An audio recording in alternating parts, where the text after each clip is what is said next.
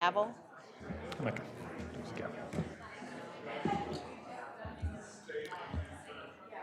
All right, good morning, everybody. All right, good morning. If we can go ahead and get started, please. Okay, I call to order the March 3rd, 2026 meeting of the Santa Barbara County Board of Supervisors. Madam Clerk, can you please call the roll? Supervisor Lavanino. Here. Supervisor Lee. Here. Supervisor Capps. Here. Supervisor Hartman. Here. And Chair Nelson. Here. At this time, please stand and join the board in pledging allegiance to our flag. Ready, begin. I pledge allegiance to the flag of the United States of America and to the republic for which it stands, one nation, under God, indivisible, with liberty and justice for all. Our first item of business is approval of the minutes from the February 24th, 2026 meeting of the Board of Supervisors. Can I get a motion? Hartman moves approval. And I second. All in favor, signify by saying aye. Aye. Motion passes unanimously. Next item of business is our CO report. CO There's Masato? no report this morning, Chair. Excellent. Madam Clerk, are there any announcements or changes to today's agenda? Chair Nelson and members of the board, I do have one quick announcement regarding public participation today. For information on the Board of Supervisors' methods of public participation and instructions on how to provide public comment on items listed on today's agenda or during general public comment, please refer to page 2 of the agenda. Individuals that would like to provide verbal public comment may do so via Zoom by registering in advance via the link available on page 2. If you have any questions, please contact the clerk of the board's office at area code 805-568-2240. Again, that's 805-568-2240. That concludes my announcements for today. Thank you, Madam Clerk. At this time, the next item of business is administrative agenda. Would any board members like to pull any items? I have items 3 and 4 being pulled by my colleagues, and I also have item 4 being pulled by public. Is there any additional public comment? Chair Nelson and members of the board, the only request to speak was on administrative item number 4 from the public. All right, I'll go ahead and get a motion at this time to approve the administrative items. I think that's 1 through 16, with the exception of 3 and 4, which we'll take separately after the resolutions. So moved. Second. Motion by Hartman, second by Lee. All in favor signify by saying aye. Aye. Motion passes unanimously. Okay, at this time, we'll go ahead and move on to resolutions. Madam Clerk, will you please read item number 1 into the record? Chair Nelson and members of the board, administrative item number 1 is sponsored by Supervisor Lee. It is to adopt a resolution of commendation honoring Fire Chief David Niels upon his retirement from the Montecito Fire Protection District after over 37 years of dedicated service to the firefighting profession locally. And joining us in person today, we have Chief David Niels. And if you can please make your way to the podium, and if there's anyone else you'd like to join with you.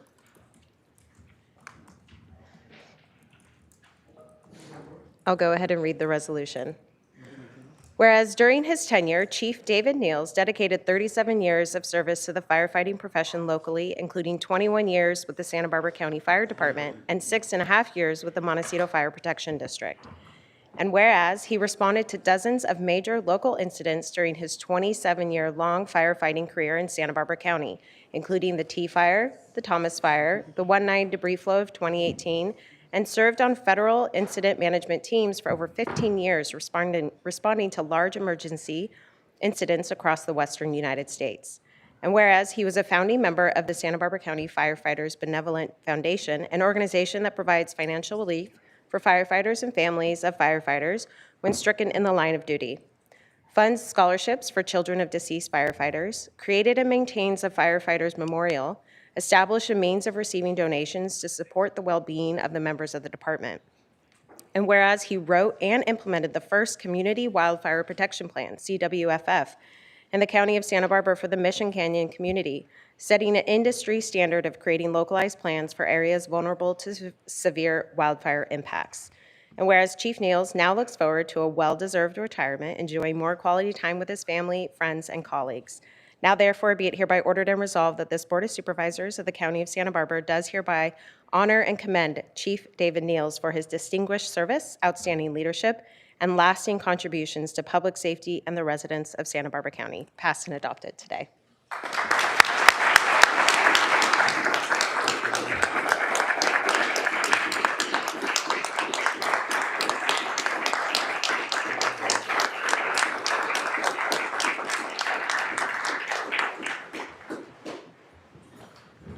think back in 1998, I started graduation of our Santa Barbara County Fire Academy in this room. And I was honored to give our class speech that day. A lot of stuff has changed from that point in time and starting the fire service career in 1989. But I do want to thank the board for recognizing me today. It has been a phenomenal career serving the county as a firefighter and through the ranks, and now as fire chief for the Montecito Fire Protection District. None of us do this job alone.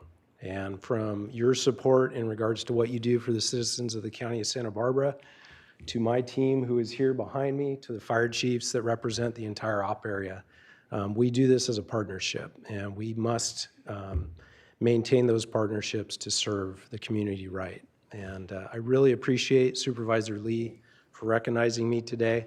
A few weeks ago, I told my wife, I'm like, I think we're going to kind of slide through this. It's an A item. I don't think anybody's going to find out about it. But from the Montecito Association and many members of our community, I want to say thank you for the honor today. Appreciate it.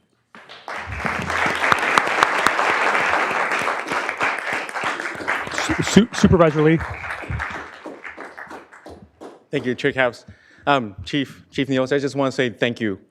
Thank you for all years of hard work serving our community, and I'm very happy for you. I know you have a big list of honeydews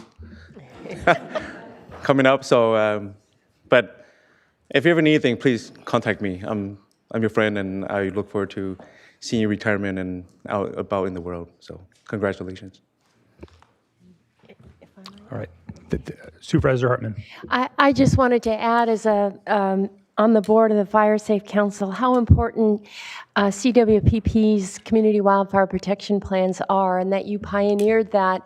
It's an important strategy to engage the community and come up with a rational plan for how to make us all more fire safe, fire wise. So really appreciate that foundation that you set for us all. We're still following through and will for years. All right. Supervisor Capps. I just wanted to chime in and also wish you well, and I appreciated all of our conversations over the years and know how much you care. It's a testament that so many of your team members are here, and just wish you well. All right. Thank you. Madam Clerk, we can go ahead and move on to administrative item number 2. Chair Nelson and members of the board, administrative item number 2 is sponsored by Supervisor Nelson. It is to adopt a resolution of commendation honoring Ada Grace, Ashley Benson, Jenny Stitt, Jocelyn Castillo Ayala, Linda U, Marina Loomis, and Romano Cabiles of the County Health Department as the March 2026 Employees of the Month of Santa Barbara County. And if you can please all make your way to the podium. I'll go ahead and read the resolution. Whereas Ada, Ashley, Jenny, Jocelyn, Linda, Marina, and Ramona exemplify the county's organizational values of accountability, customer focus, equity and inclusion, innovation, trust, and ethics. And whereas Ada, Ashley, Jenny, Jocelyn, Linda, Marina, Ramona model the transformative behaviors of collaborative problem solving, alignment with the county's vision, risk-taking, data-driven decision-making, and strategic thinking. And whereas Ada, Ashley, Jenny, Jocelyn, Linda, Marina, and Ramona consistently provide quality public health nursing practice as the maternal, child, of adolescent health field nursing team, serving over 1,400 vulnerable individuals in our community each year through in-home case management. And whereas Ada, Ashley, Jenny, Jocelyn, Linda, Marina, and Ramona demonstrate strong clinical knowledge and foster relationships with individuals, families, and community to promote physical, emotional, mental, and social health of Santa Barbara County mothers, fathers, babies, children, and youth. And whereas Ada, Ashley, Jenny, Jocelyn, Linda, Marina, and Ramona are valued, trusted, and critical community-focused leaders that advocate for healthcare access and basic health and well-being needs so that all families may thrive. Now, therefore, be it hereby ordered and resolved that this Board of Supervisors of the County of Santa Barbara does hereby acknowledge Ada, Ashley, Jenny, Jocelyn, Linda, Marina, and Ramona as Employees of the Month for March 2026, passed and adopted today.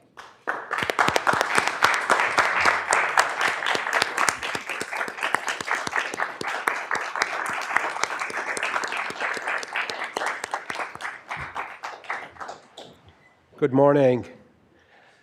They say the wins and accomplishments of public health are usually silent wins. They almost always go unnoticed.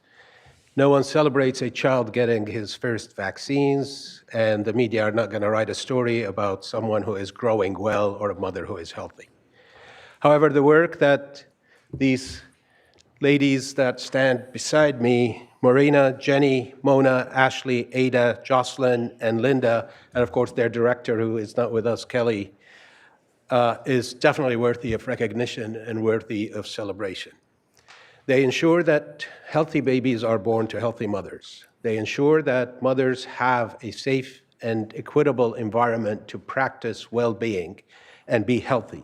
They create an environment that is healthy for women, children, and families. They provide equitable access to health care. They provide case management. They go into homes and visit, and they cater to an at-risk population, individuals that are of a childbearing age or that's just given birth, or someone who is pregnant, and even children from the day they are born until they are 18 years old.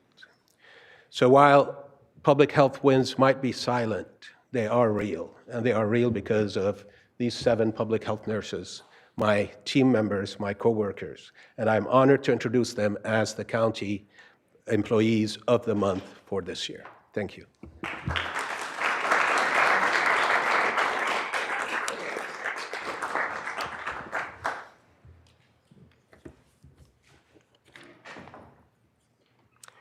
Good morning, Chair Nelson and members of the board.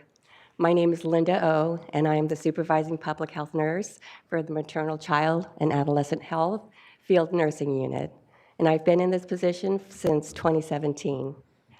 When I first heard that these 6 amazing public health nurses were selected as Employees of the Month, I was thrilled. Day in and day out, Morena, Jenny, Mona, Ada, Ashley, and Jocelyn are invited into people's homes and provide nursing care management for the most vulnerable population in our communities. Just last week, a mom that Morena provided comprehensive and coordinated care for texted Morena saying, "I want to thank you from the bottom of my heart for everything you have done for us. You helped us so much with many things, always found time, made calls, supported us through important situations. I truly appreciate your help, kindness, and care. You are not only a wonderful professional, but also a very kind and compassionate person. It is rare to meet people like you nowadays. Thank you so much for your care and for being there for our family."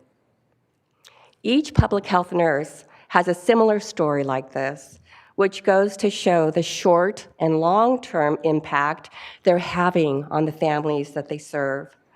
The trust and bond they form with their families is critical to the case management they provide to improve health and wellness of all family members. I am in awe of their dedication and passion for what they do every single day, and I am truly honored to be their supervisor. So team, well done. You all truly deserve this recognition. Thank you.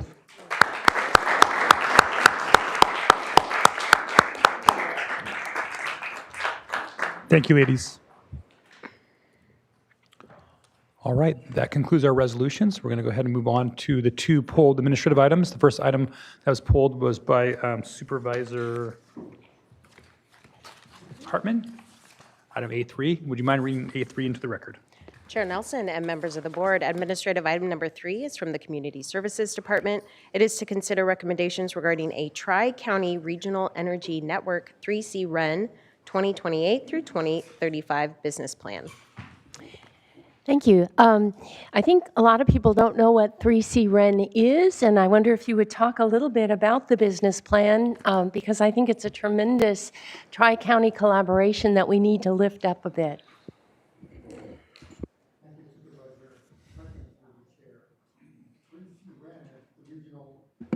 Energy Network.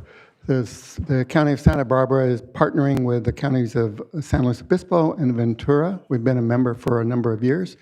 I'm going to invite Garrett Wong, our Sustainability Division Manager, to expand on it, but I want to really underscore one important message. Today is the period in which applications are being received to assist homeowners that want to pursue a variety of energy-saving measures in their home. Last year was such a successful year that the available funding was exhausted almost at mid-year. So we very much want to encourage our residents throughout the region to explore and join in that funding source. So with that, let me invite Garrett to elaborate on 3C REN. Thank you, Zus. Good morning, Supervisors. Garrett Wong here with the Sustainability Division and the Tri-County Regional Energy Network, or otherwise known as 3C REN.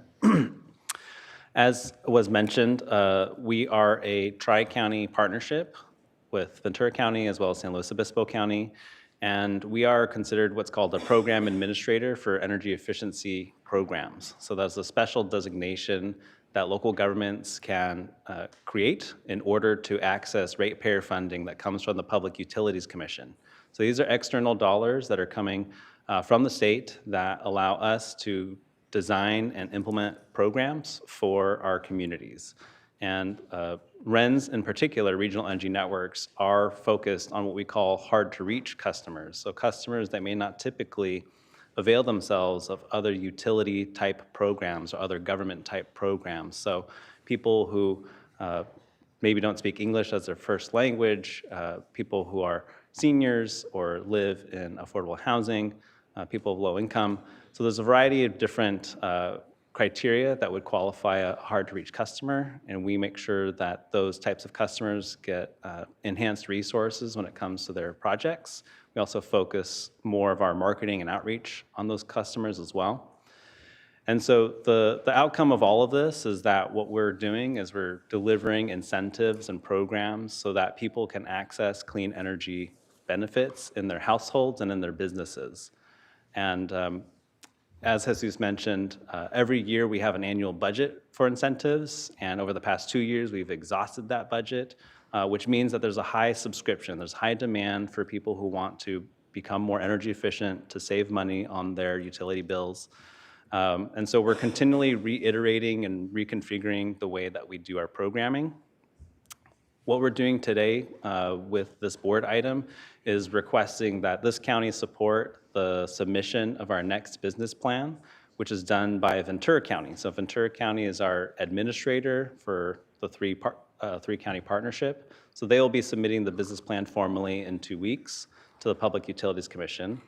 And what this will do will be to afford us the financial resources to continue these programs as well as expand our programs. So over the next 4 years, roughly between 2028 to 2031, this division, the Sustainability Division, is anticipated to receive upwards of $7 million to support our staff and our expenses associated with running this program. So that's a significant amount relative to our modest budget. Really appreciate hearing that, and it's a wonderful model of collaboration in local government and kind of leveraging abilities, and so glad that we're participating. I have a couple questions as well. You mentioned that the money comes from the PUC, and that money comes from, where does it come from before it gets to the PUC? Sure.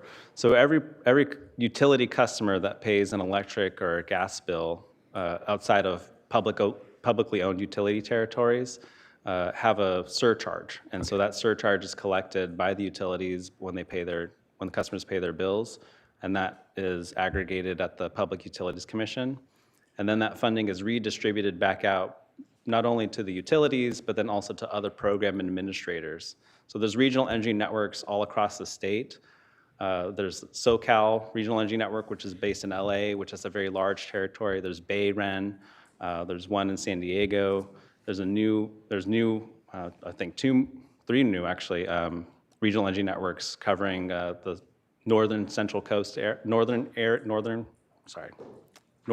central area of our central coast. There's Inland Empire, and then there's also the northern part of the state as well that has a regional energy network. So they're all receiving these utility-funded dollars. Community choice energy programs could also become program administrators, but not all choose to do so. So there's a extra fee on all of our electricity bills, is what you're saying? And do we get to opt into that, or is that mandatory? It's a mandatory fee. It's mandatory. So if we don't have a RIN in our area, would we still pay that or not? Does it only get paid when you're in a RIN? Correct. So all California customers outside of publicly owned utility territories are paying that fee. So if you don't have, it's not to say that if you don't have a regional energy network covering your area that you're not being able to access that dollars. You could always go to your utility, whether it's PG&E, Southern California Edison, or SoCal Gas, or SDG&E. They still offer customer programs. We just offer a different offering. We're trying to fill market gaps when it comes to these customer programs designed to address both projects and customers that typically won't happen through the utilities. But the funding would still be there through the utilities, right? I mean, everybody pays this. So it's an extra tax on your utility bills that pays for, as you said, redistribution of funds to other users for energy-saving projects. It's a surcharge, that's right. What surcharge, you can call what you want, it's tax, if you don't have a choice. And then, Jesus, or Mr. Armas, sorry, how much are we contributing in general fund in this program? And does this, what we do today, does that obligate us moving forward? Because I know we're going into challenging budget times and we'll be looking at programs that aren't necessarily required, that might be not moving forward with after this year. Can you talk a little bit about what our general fund contribution is? I do understand that it leverages more dollars, totally understand that, but it's also not required for our county to do this. So could you speak to, especially the general fund contribution towards this? Thank you, Chair Nelson. The county's participation in 3C REN, of course, is voluntary, and the board made a determination a number of years ago to be part of that partnership. Fortunately, especially to your point about the difficult financial picture that's facing the county, there are no general fund dollars earmarked for this effort. This is all exclusively external, so we don't need to compete for finite general fund dollars for other county services. Okay, so there's no leveraging of general funds for these funds, so if we don't have any general fund towards this program, it will continue to move on? Yes, we have approximately 3.5 positions that are funded through this program, and those are all externally funded as indicated. Thank you. I would also just underscore another point, if I may, Supervisor Nelson. What we've also learned is that this program also has an economic component to it, in the sense that many of the improvements that take place at individual homes or businesses or commercial buildings really take place through individual contractors with whom we contract. And so there's a spillover effect, if you will, in terms of sustaining businesses, offering jobs for those that are in that industry, and at the end of the day, also help us and meet our sustainability goals.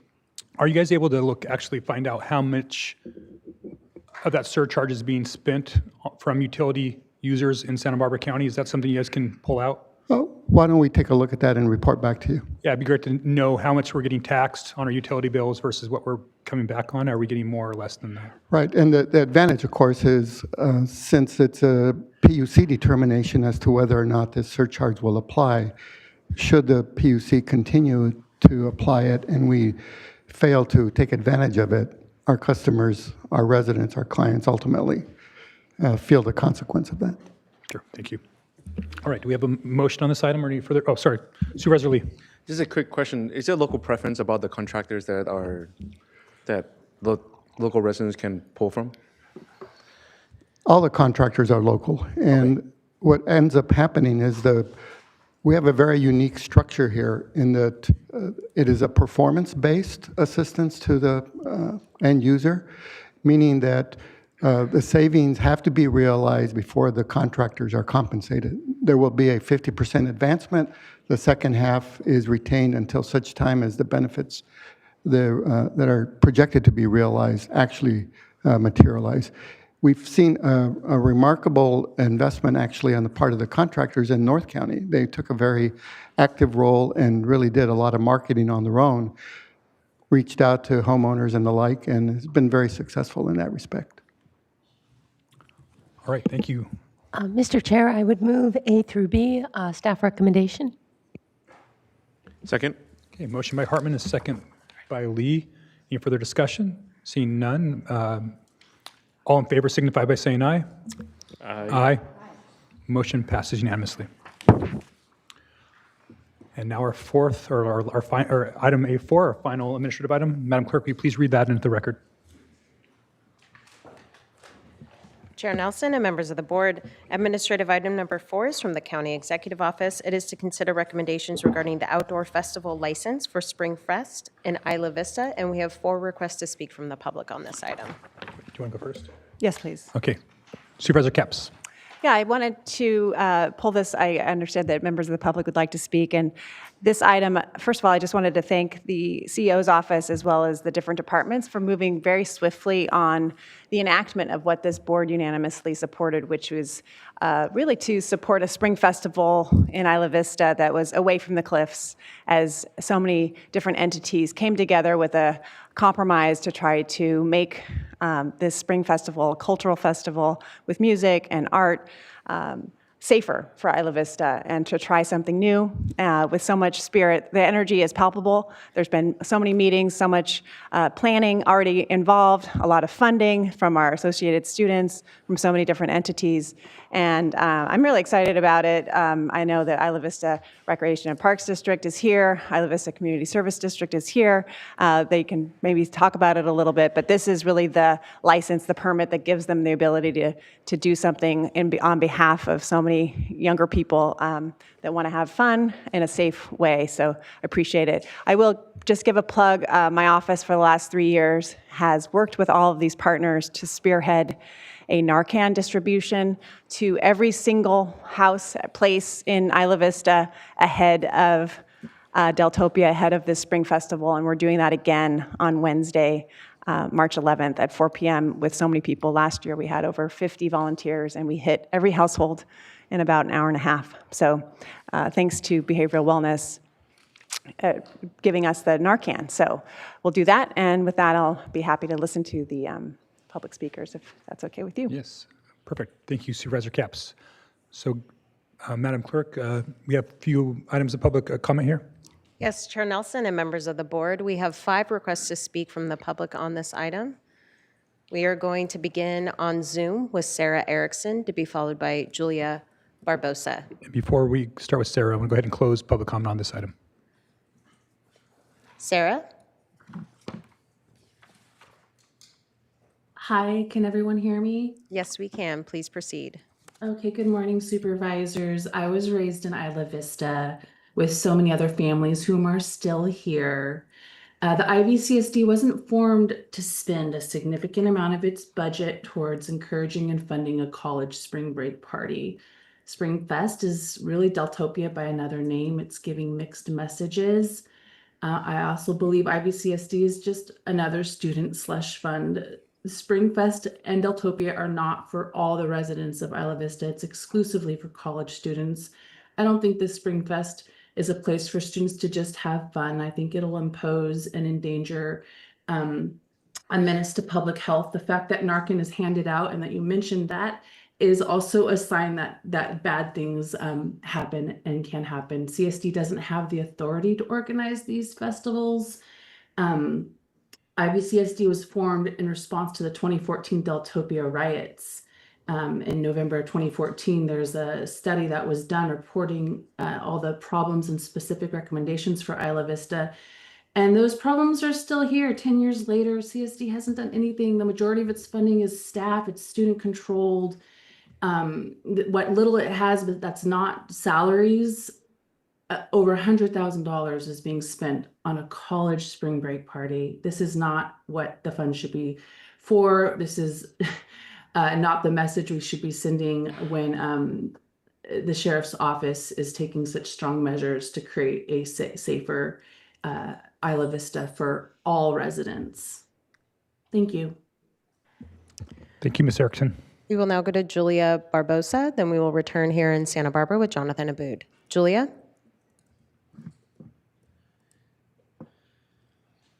Good morning. There are 2 main reasons that I'm concerned about the county approving a permit for the IVCSD to host a Deltopia Alternative Festival. The first is that the CSD, per their LAFCO granted powers, is violating their jurisdiction when hosting an entertainment festival. They have controversially invoked the argument that its spring festivals over the last 4 years were a safety measure to reduce harm to the crowds that were already attending parties on Deltopia during the unsanctioned event. Since you all have thankfully approved the noise ordinance amendment, this is no longer needed.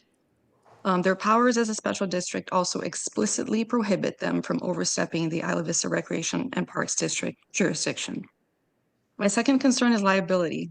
The IVCSD board at the time of voting to support or not the Deltopia Noise Ordinance Amendment said that they were concerned that we wouldn't have enough time to advertise to the out-of-town masses that this change was taking place. So if they were concerned that too many people would show up regardless of the changes on Del Playa, why are they proposing a festival that would only accommodate a fraction of the usual 25,000 attendees? Wouldn't that result in disappointed and possibly destructive crowds left to roam our neighborhood and creating the very issues that they're claiming to prevent? It also does not sit well that the IVCSD is advertising on their social media that this would be, quote, IV's biggest music festival ever. On the application documents listed, linked on this meeting's agenda, there are no details listed regarding security or insurance. I'd like to point out that one of the main reasons why IVRPD has been hosting safe Halloween events for the whole community for the last few years is because Halloween had already been dead, so to speak, in Isla Vista for many years prior to that. And at that point, UCSB had already established a traditional on-campus Halloween event that redirected the foot traffic from the streets of Isla Vista. But now the IVCSD wants to host a Deltopia festival on a transitional year, and from what I see, without showing a solid insurance plan, is this event even really insurable? Unlike Halloween, which is an event for the entire community, Deltopia is a UCSB event. The cost and the liability of an alternative sanction event for their disaffected portion of the student body should fall on UCSB and associated students and not on the rest of us. Thank you. Thank you, Ms. Barbosa. We will now return to Santa Barbara with Jonathan Aboud, to be followed by Maya Mashadi Ali Reza. Jonathan? Thank you, Chair Nelson, Board of Supervisors, for hearing us today. My name is Jonathan Aboud. I'm the General Manager of the Isla Vista Community Services District and a 15-year resident of Isla Vista. I want to thank Supervisor Capps in her office, the CEO's office, Ivy Foot Patrol, the Fire Department, LEMSA, Public Works, Ivy RPD for working with us on this, and the AS Program Board at UCSB for funding. Most of all, I want to thank Maya, who's sitting here and who will speak, who's braved through one of the toughest timelines to get this done.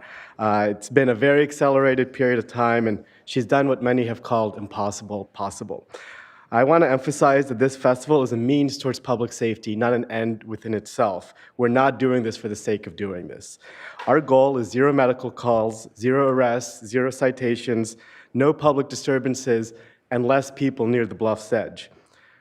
We are investing heavily into security, harm reduction, and public sanitation to keep our streets clean and to keep our community safe, and we also are fully insured with county regulations.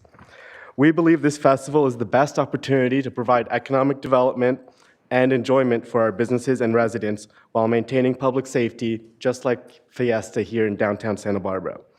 After the riot in 2014, where I was here for, many of us came together from the county, the university, state representatives, law enforcement, and students, and agreed that an organized sanctioned event that allowed for music, a focus on locals, and provided for public safety was the best course of action. And the IVCSD as an idea gained momentum at that time as a vehicle to do that. We finally arrived at the solution 12 years later. I urge support of the permit. Thank you. Thank you, Mr. Aboud. We will remain here in Santa Barbara and go to Maya Mashadi Ali Reza, to be followed by Karen Howenstein, who is our final speaker. Maya? Hi, everyone. My name is Maya Mashadi Ali Reza. I'm the Community Programs and Engagement Director for the Isla Vista Community Services District. I want to echo all of the thank yous that Jonathan just mentioned, and then especially say thank you to Claire, who has been answering my many, many questions and navigating this process, and also Joe, who has been hopping on countless meetings to help me figure out the best way to navigate public safety. I want to be clear, this is not a new Deltopia. This event is a demonstration of how public safety and community celebration do not need to be mutually exclusive. This is a demonstration of how solutions that do not only involve the community, but include them as active participants, drive success. We've initiated and supported cross-agency communication and collaboration to bring in 4 first aid tents, 4 safety stations, 2 ambulances, 70 bathrooms, over 4,000 gallons of water, 2 sheriff safety stations, and over 70 security guards, and so much more to make this possible. This event is an example of how creating infrastructure that meets the community where they're at, rather than restricting them into what we want them to be, is how we drive sustainable solutions. I'll use fad dieting as an example. The more you restrict, the more you binge. If you make a lifestyle shift and support yourself along the way, you'll see change that lasts the test of time. The solution is not to restrict, it's to support a healthy change. That's exactly what we're doing here. It's not easy, it's not simple, it's quick on this timeline, but it's a model that will create lasting positive change, and I truly believe that.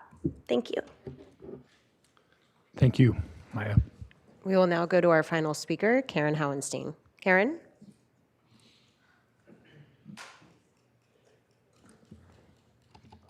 Welcome.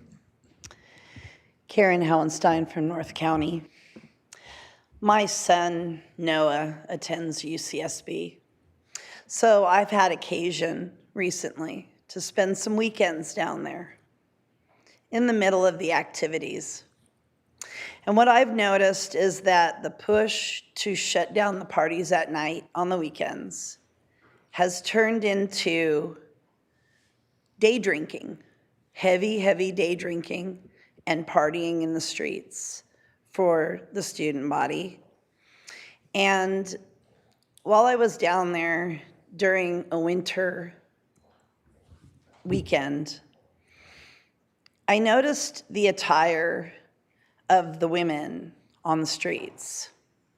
And after inquiring of many students and then going back home and talking to a lot of people about this issue, I have come of the opinion that we as a society should not be allowing students to fund their education in our state schools with OnlyFans accounts.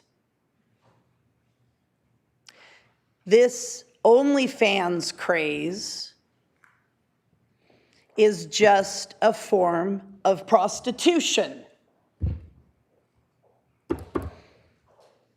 And because the liberal establishment in Santa Barbara seems to be so publicly apologetic towards organized crime on many levels, calling it one thing, calling their efforts towards equality one thing, when really it's sheltering illegal activity. We should not be allowing this because it cheapens our experiences, our families, and our community.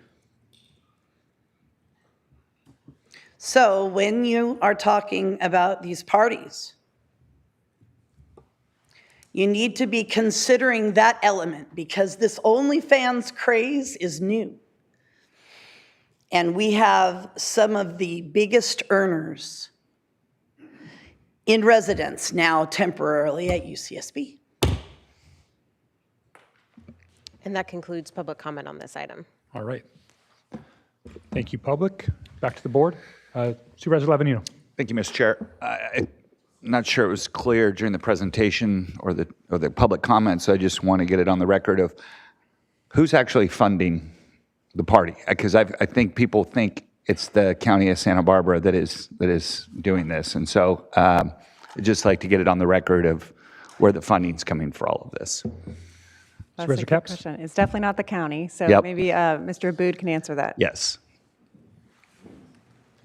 So the Isla Vista Community Services District, out of our utility users tax, is putting in $140,000, and the Associated Students Program Board is doing another $140,000. That's the majority of the funding.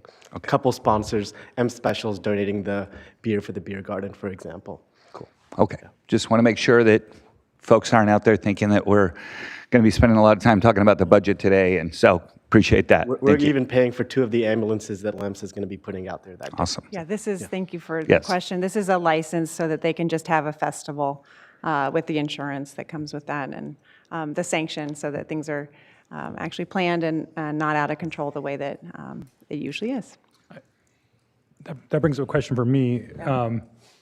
I know one of the reasons why we moved forward with this was the amount of the resources that we were spending on law enforcement. So do we have any idea? I understand that this year we want to kind of be over-prepared, not knowing what that looks like, but do we have an idea of what the law enforcement presence? I know the sheriff's department is here, but maybe I don't know what the plan is.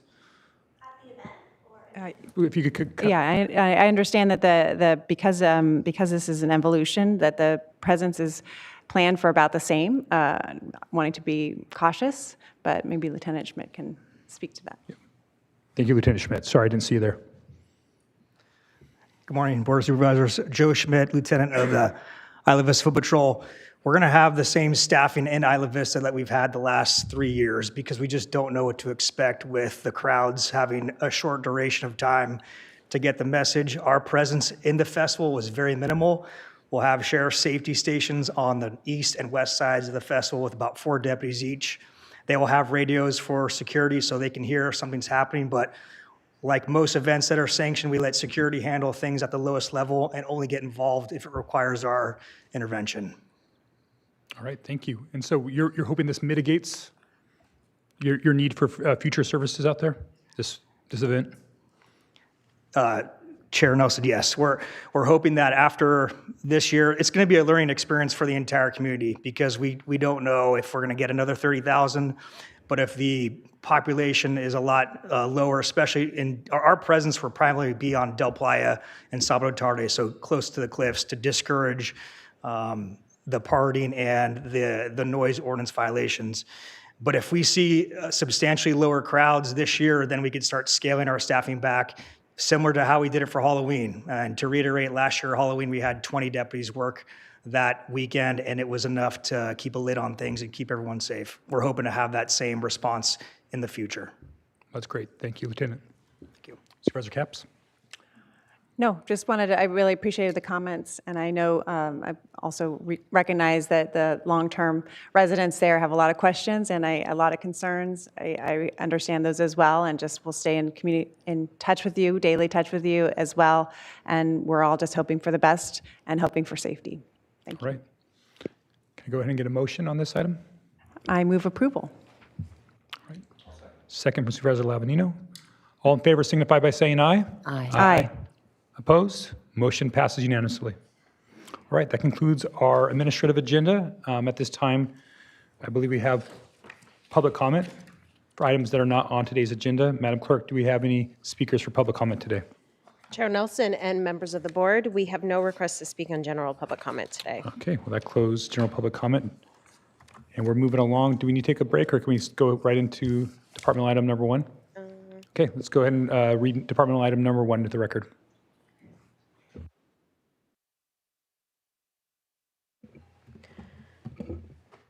Chair Nelson and members of the board, departmental item number 1 is from the County Executive Office. It is a hearing to consider recommendations regarding an extra help service and retirement waiver for the County Executive Office. Supervisors, I'm going to give that report this morning if you don't mind. So you have a board letter request, my request for a waiver for Tanya Heitman. As you know, Tanya Heitman is an assistant county executive officer. She's been with the county over 30 years. She oversees health and human services and criminal justice portfolio. She is overseeing significant programs. And as you know, with my announcement of my retirement, I'd like to keep her on past March so that the new CEO can get adjusted and acclimated and make future decisions. And possibly fill that position permanently. So she'd be filling it as an extra hire employee. She has enough hours for the end of this calendar year, but that will depend also on the new CEO. So my request is that you go ahead and approve this waiver. Thank you. Okay, thank you. Any public comment on this item? Chair Nelson and members of the board, we have no requests to speak from the public on this item. Any comments from me and my colleagues? I'm Supervisor Capps. Yeah, I'm just in full support of this decision, and we'll support it. I just think she's extremely necessary. I would love for her to stay on as long as possible. All right, Supervisor Hartman. She's one of a kind. The longer we can keep her, the better. All right, and I will make my comment. I generally am not a huge fan of extra help coming back for retirement. I think that, we need to be thinking about succession planning in our organization, and so I usually call out all these when they come to the board to ask the sponsoring department why. In this case, I fully support this moving forward. I think it's prudent, understanding the change in leadership that's going to happen in the CEO's office, to bridge that gap and give our future CEO the opportunity to hire Tanya's successor, and that probably shouldn't happen at this time. So it makes a whole lot of sense. And so I want to thank ACO Heitman for agreeing to come back and to fill that gap and bridge that opportunity. So I'm going to also be supporting a motion to expand this moving forward. So, seeing no additional comment, can I get a motion on this item? I would move A through C on today's staff recommendation. And I'll second. Motion for Hartman, second by Capps. All in favor signify by saying aye. Aye. Opposed? Motion passes unanimously. All right, let's go ahead and move on to item number 2. Chair Nelson and members of the board, departmental item number 2 is from the Treasurer, Tax Collector, Public Administrator. It is a hearing to consider recommendations regarding the Housing Authority of the County of Santa Barbara, issuance of tax-exempt multifamily housing revenue obligations for San Simeon Oaks Village. All right, Mr. Hagan, welcome. Good morning, Chair Nelson and members of the board. So this item before you today is a TEFRA hearing. And so I don't like using acronyms. So TEFRA is the Tax Equity and Fiscal Responsibility Act of 1982. This is a process that allows qualified nonprofit organizations to access municipal markets. And it's codified in 147F of the Internal Revenue Code. The county is under no obligation for the repayment of this proposed obligation. It's being proposed for $30 million, an amount not to exceed $30 million, by the Housing Authority of Santa Barbara County and San Simeon Limited Partnership.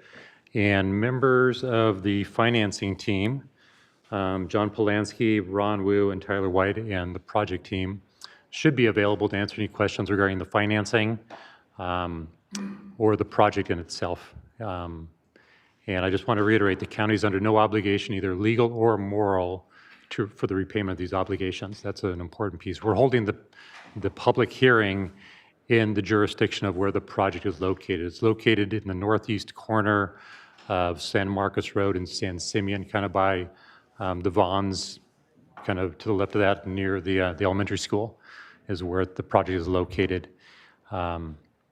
And if you have any questions regarding the financing or the project itself, the members on Zoom should be able to answer any of those questions you may have. Thank you, Mr. Hagan. You said no legal or moral responsibility, but also no financial responsibility as well. Am I that correct? That is correct, yes. All right. And this is a hearing for the public. So I guess that at this point, is there any members of the public that would like to speak on this item? Chair Nelson and members of the board, we have no requests to speak from the public on this item. Okay, so not seeing anybody from the public here to speak on this item, and can I get a motion to conclude this public hearing and adopt staff recommendation? Move A through C, staff recommendation. And I'll second that. Okay, motion by Hartman, second by Capps. All in favor signify by saying aye. Aye. Oppose? Motion passes unanimously. All right, thank you. Moving right along. Let's go ahead and start with item number 3. We'll do department item number 3, and then we'll take a break after that, and then get to department item number 4. Chair Nelson and members of the board, departmental item number 3 is from the County Executive Office. It is a hearing to consider recommendations regarding the fiscal year 2026 through 2027 preliminary budget outlook update. Good morning, Chair Nelson, Supervisors. Today's presentation is intended as an early checkpoint in the fiscal year 26-27 budget process. This is not the full preliminary or recommended budget, but an opportunity to talk about what's coming and receive guidance on key questions ahead of the April workshops. Unlike the last several years, we're entering this cycle with significant structural challenges, and the decisions you make over the next few months will shape not just next year's budget, but the county's trajectory over this next several years. At a high level, we are dealing with three drivers. First, state and federal policy changes, especially in safety net programs that are shifting costs to counties. Second, revenue growth that is not keeping pace with expenditure growth. And third, structural operating gaps that were masked in prior years by one-time solutions and stronger revenue growth. Departments have submitted balanced budgets, but almost all include reductions. Some are also requesting restorations where they believe service level impacts would be most significant. Today is not about approving cuts or making any final decisions. It's about helping us understand your priorities and tolerance for certain trade-offs so we can refine proposals before April workshops. There are three things we hope to accomplish today. Give you a preview of how the preliminary budget is shaping up, revisit the out-year forecast, especially the projected fiscal year 27-28 deficit, and get your guidance on 8 policy questions that will inform our workshop discussions. In December, we showed a 5-year cumulative ongoing deficit of $66.4 million when combining the deficits in the general fund and health and human services programs. Some good news is that the fiscal year 26-27 general fund picture improved slightly.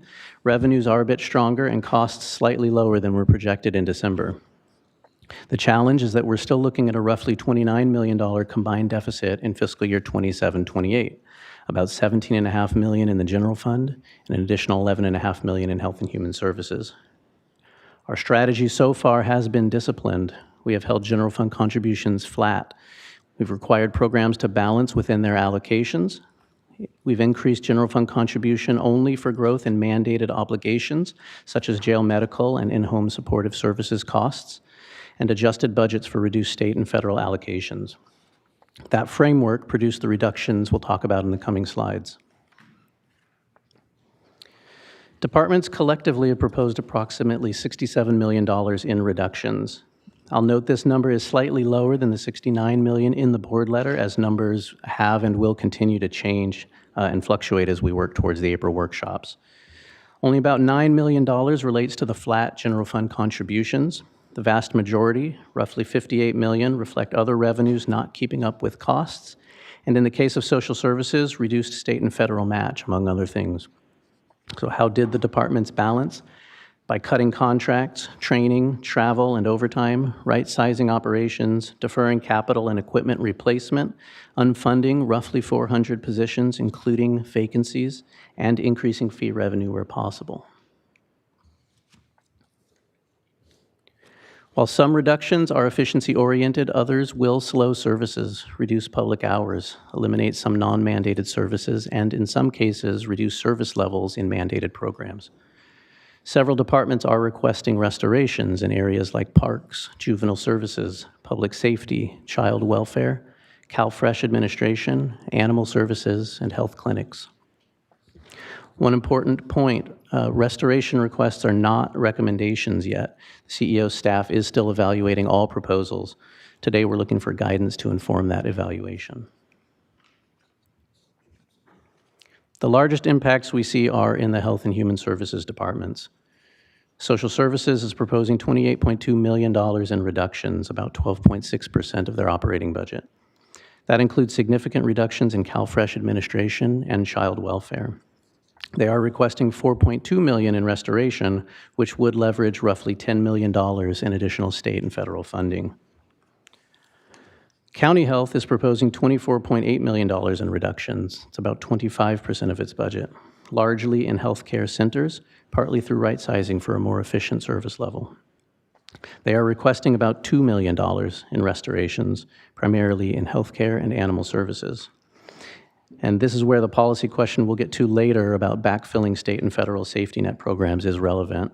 Historically, the county has not backfilled these types of programs, but that was an area of board discussion last fall, particularly around child welfare. In criminal justice, the sheriff is proposing reductions in administrative and sworn duties, including custody records, Isla Vista Foot Patrol, and dispatch, with a $4.1 million restoration request. Probation and the district attorney also have reductions impacting adult and juvenile probation services and criminal prosecution and investigations in DA. Both departments seek partial restoration requests. I will note again on this slide that both sheriff and DA numbers are lower than in the board letter, as numbers have continued to be refined.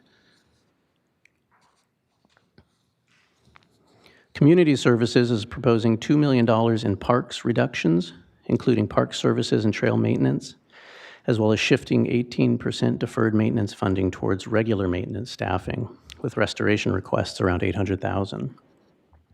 Planning and Development and Fire OEM also have smaller reductions impacting long-range planning, petroleum permitting, and emergency management. They have restoration requests of $134,000 and $191,000 respectively. The next two slides list several departments that are absorbing reductions without asking for restoration. Cuts range from about $750,000 in CEO to just under $100,000 in clerk, recorder, assessor, and treasurer tax collector. Many of these reductions relied heavily on unfunding vacant positions and reducing non-employee costs. Most of these departments indicate they can absorb the impacts next year, but caution that flexibility will be reduced and future workload pressures may be harder to manage. If further cuts are necessary in fiscal year 27-28, they will be much more difficult for these departments to absorb. The reductions on these two slides combined for a total of $4 million across 11 departments.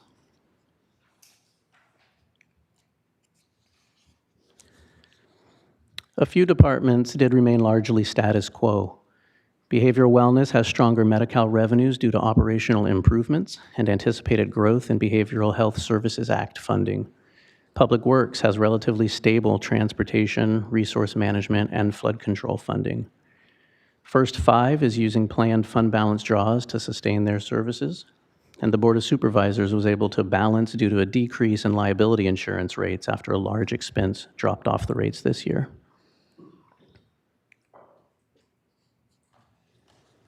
This slide summarizes the 5-year forecast presented last December and highlights the long-term issue.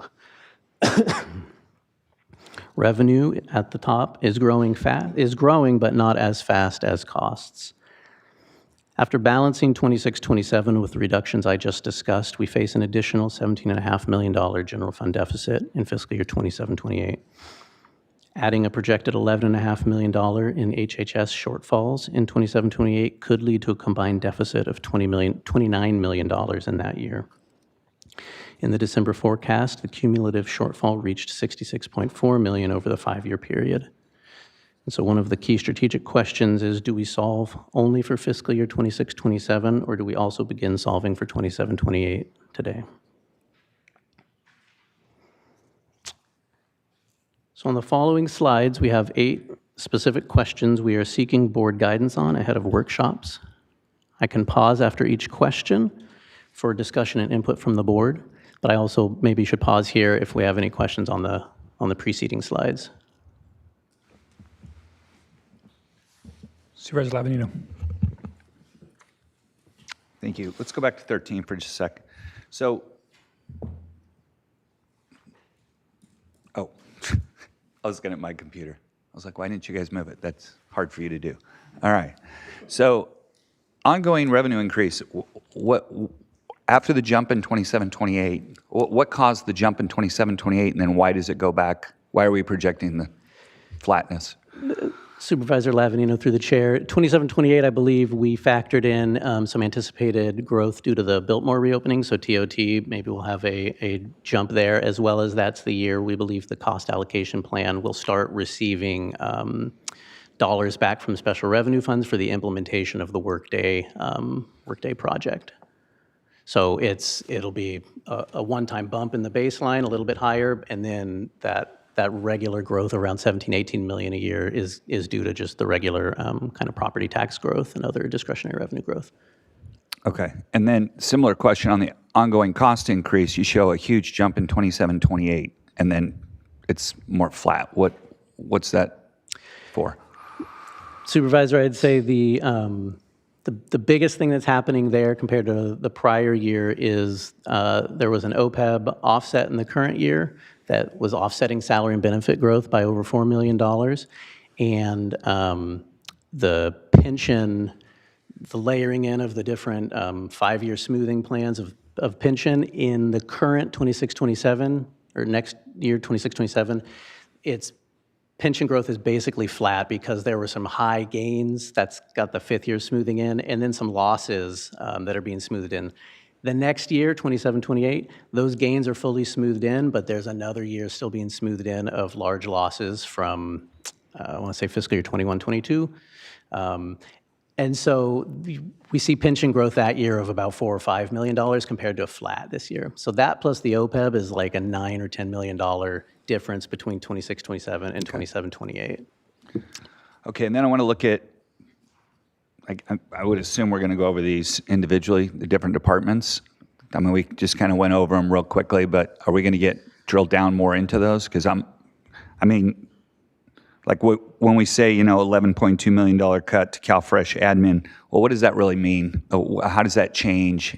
How many days longer is somebody's application going to sit there? Those types of things. I think that's important for all of us to understand what these cuts actually Supervisors, we agree, and I think we're trying to balance giving you enough information, but all that information will be provided in April, and that's when we would provide it. The department heads are here to answer your questions. We were trying to keep it high enough because really to get your preference for the questions and not ask you to make decisions today about what's going to be cut or not. So the specificity of whether you want to backfill some of the social service programs, we just want to know, is there a willingness to do it? And we'll come back with more information in April to say to what degree. But if you feel like you need that information today, we can provide as much as you can. As we said, the department heads are here as well. Yeah, it's hard. I really appreciate the fact that we're doing this. I think it's a great exercise because I think it's important to the whole organization that we all understand where we're at and where we're going and what's the priority. So maybe we do the questions, but just personally for me, like we're looking at child support services and it says we can, we have unfunded vacant positions and reducing services and supplies. I'm just curious what that means. To what extent are we still going to meet the state standard? What are these implications? And maybe that's something for April, like you're saying. And maybe I can just hold the rest of these questions and just get to what our 8 questions are or whatever, I guess. And supervisors, if you feel like you can't answer any of the 8 questions because you need more information, that's fine too. We just wanted to introduce the board to this conversation that we're having more conversation in April. But if there is greater direction, as Mr. Clemity says, it helps us shape our recommendations to you because my office has not made recommendations on whether we think these are the right cuts or whether we think these are the right restorations at this point. Okay. Well, I'll answer the first one then, I guess, and we can do them one at a time, or how do you want to do that? Sure. I have a question on that last slide, though, if we can, before we get there, Supervisor Lavigno, and I know Supervisor Capps has her light on as well. So I guess we're in the phase of asking questions about what just got presented, and then we'll start answering those questions. Do you have a question on what got presented, or are you? Yeah. Let me go to Supervisor Capps, then I'll come follow up with her. Yeah, just a process question still before we kind of get into the directional questions. Just what kind of direction was given to the departments on the reductions? Like, I'm just wondering, were there targets given? Just would help us assess when we see what was put forward. Supervisor Capps, through the chair, the only specific direction we gave them was that we held the general fund contribution flat to all departments. So we normally every year project what salary and benefits are going to grow by. And then just by formula, different for every department, but we give them growth in general fund contribution to assist with some of that salary and benefit growth. The rest of their cost growth, they always have to balance with their revenue projections from other sources and things like that. So we didn't tell them, you need to go cut here, here, or here. We held their general fund contribution flat. They made projections for the rest of their revenue growth, and then they looked at their programs, looked where gaps were, and is really department discretion on what their requested budget was going to be and where they proposed making reductions to balance. I see. So, okay, so they were just a balance was the goal. And then similarly, were they given leeway on terms of making suggestions for restoring those cuts? They were. The restoration requests that we've received thus far are what the department has determined they feel are the most critical areas, if any, or some of them, many of them, said we understand the situation that the county's in, and we think we can absorb these. And so just to repeat, you all, when we come back to budget workshops, the CEO's office will make a recommendation about those restorations, if we have the ability to restore any of the cuts, if we have the ability, you'll provide that lens from the budgetary standpoint of the CEO's office. But that has not happened yet. Correct. So ultimately, it is the CEO's recommended budget. So workshops, we will show up with recommendations on restoration requests or areas of restoration, if any, and take further board feedback. And then is really the May release of the recommended budget that the CEO will package together, and that will be the hearing in June for adoption. Because I think it just bears putting out there, since these are public documents, as they should be. Some departments didn't come back with anything. Some came back wanting to restore 88% of their budget cuts, some 50%, and that has not gone through the filter of the budget department. Correct. Okay, thank you. Thank you, Supervisor Capps. I'm going to have a question, then I'll go to Supervisor Hartman. So this exercise, though, hits general fund departments a lot heavier than other departments, right? If you're 100% general fund, this is a more painful exercise because some of these other non-general fund departments are receiving other revenues, and those are potentially going up or down in some cases. Chair Nelson, that's generally the case. I mean, there are some general fund departments that receive a lot of other revenue sources as well, but your special revenue funds, your DSS and county health, their general fund contribution as a percent of their entire operating revenues is probably 10%, and you've got general fund departments that are 50, 60, 70%. And so then when we're looking at these list of restorations, are all those restorations general fund restorations? All of the restoration requests would be an ask of general fund dollars, yes. So go back to slide 13 for a minute. So are those reductions in this slide yet? No, this is a recap of the December forecast. Sure. So I'm just trying to, do we have or will we have a slide with those reductions now placed into this?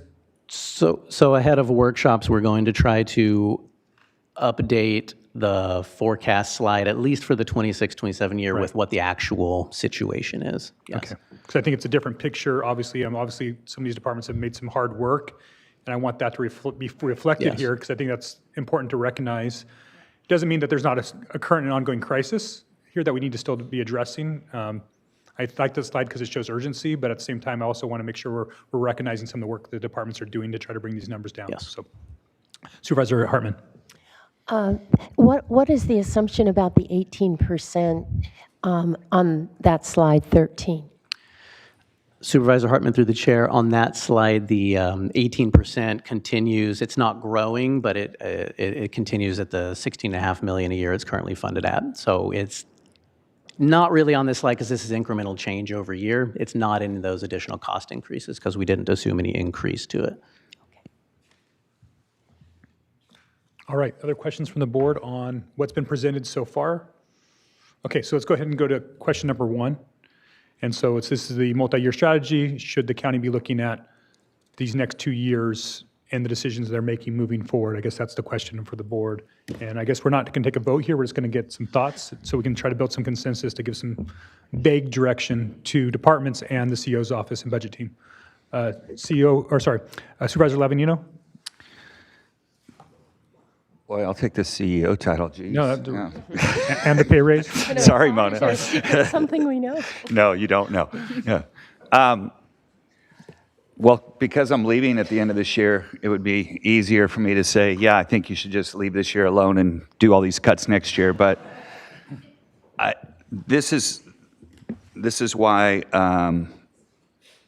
another reason why I think Mona does such an amazing job is because we're not putting our head in the sand. We see an issue that's on the horizon. It's not today, but good organizations prepare for the future. And so it's going to be a lot smarter and probably a lot less impactful for us to take a bite at it this year. And so I think I started looking back when I first started. All we did was we did the budget in June. And it was, I think, Supervisor Wolf that got us to start looking at it in April. And I think now, when things are bad, it's good to start taking a look at it even earlier. So I think this is a really good idea, especially because of the fact that one of the questions in the future is, I think question 5 or 6 is talking about the money that we have set aside for jail expansion. If we didn't talk about this till next year, that money could have already been expended. And so I think it's very wise for us to take a look at it now, and I think we've got to do, face it head on, and let's make some decisions earlier than later. All right, thank you, Supervisor Lavadino. Supervisor Hartman. Yeah, I'm in strong agreement because what we don't reduce this year, we're going to see is a greater deficit next year. So I really appreciate the budget director, the CEO's office. I've been feeling very anxious about this, and it's kind of mapped out how we go about this in a rational way. And so it's not easy, but it relieves some of my anxiety. And I think that, again, not only do we plan for the future, but we have more options the earlier we plan, so we don't want to just go over a cliff later. Supervisor Lee? I do agree. Seeing a multi-year strategy, we don't want to be in a position where we save services this year and then have to cut it the next. So I'm in support. All right, thank you, Supervisor Lee. Supervisor Capps. I'll chime in agreement. Okay, so I'm as well. I think it's really important for us to build trust with the public here as we go through this process. And I think it'll make this year harder, but we'll make next year easier is the idea. And so I think it's a prudent thing to do, and so I support that concept. Obviously, the devil's in the details on all of this, and we'll get into that further today and then definitely in April with further discussions. But the concept makes a lot of sense, and I think it's prudent.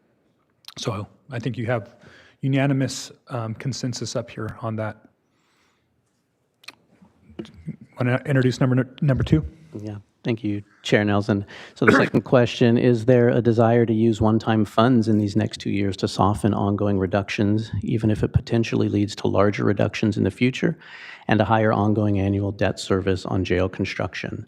We currently have $50 million earmarked for the Northern Branch Jail expansion, which would reduce long-term debt service by about $74 million over the life of the loan. Redirecting those funds could soften reductions now, but would compound structural imbalances next year, as well as increase the ongoing annual cost of the debt service. If used, staff would recommend only a minimal amount and only as a bridge to ongoing reductions, not as a multi-year balancing tool. All right, thank you. Let's go ahead and start with Supervisor Lee. Yeah, I want to say I'm open to it, but seeing the cost of the RFP for the jail expansion is what going to drive my decision of whether to support it or not. But I'm open to using that $50 million as needed. Okay. Supervisor Lee, Supervisor Hartman. I would be open to using a portion of it.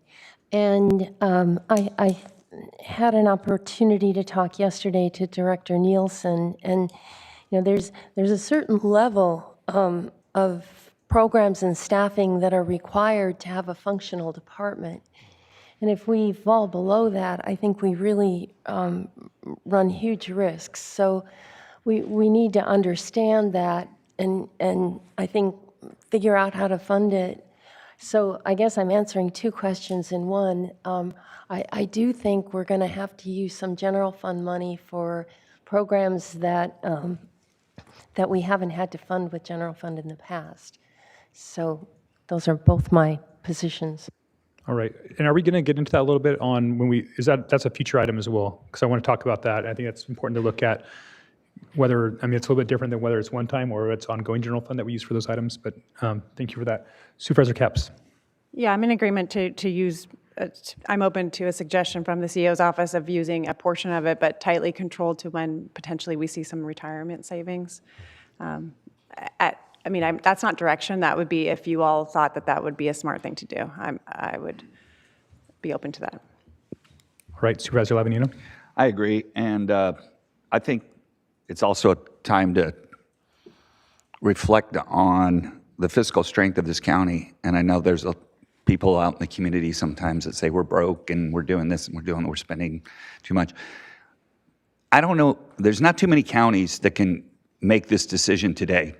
Do we spend the $50 million that we've saved, you know, on a down payment on jail, or do we backfill services? Most people don't have that luxury. So again, huge shout out to the budget team, the CEO's office, all the department heads, our employees that have run a fiscally tight ship, and other board members, some that aren't here anymore, that made decisions years ago that put us in this position.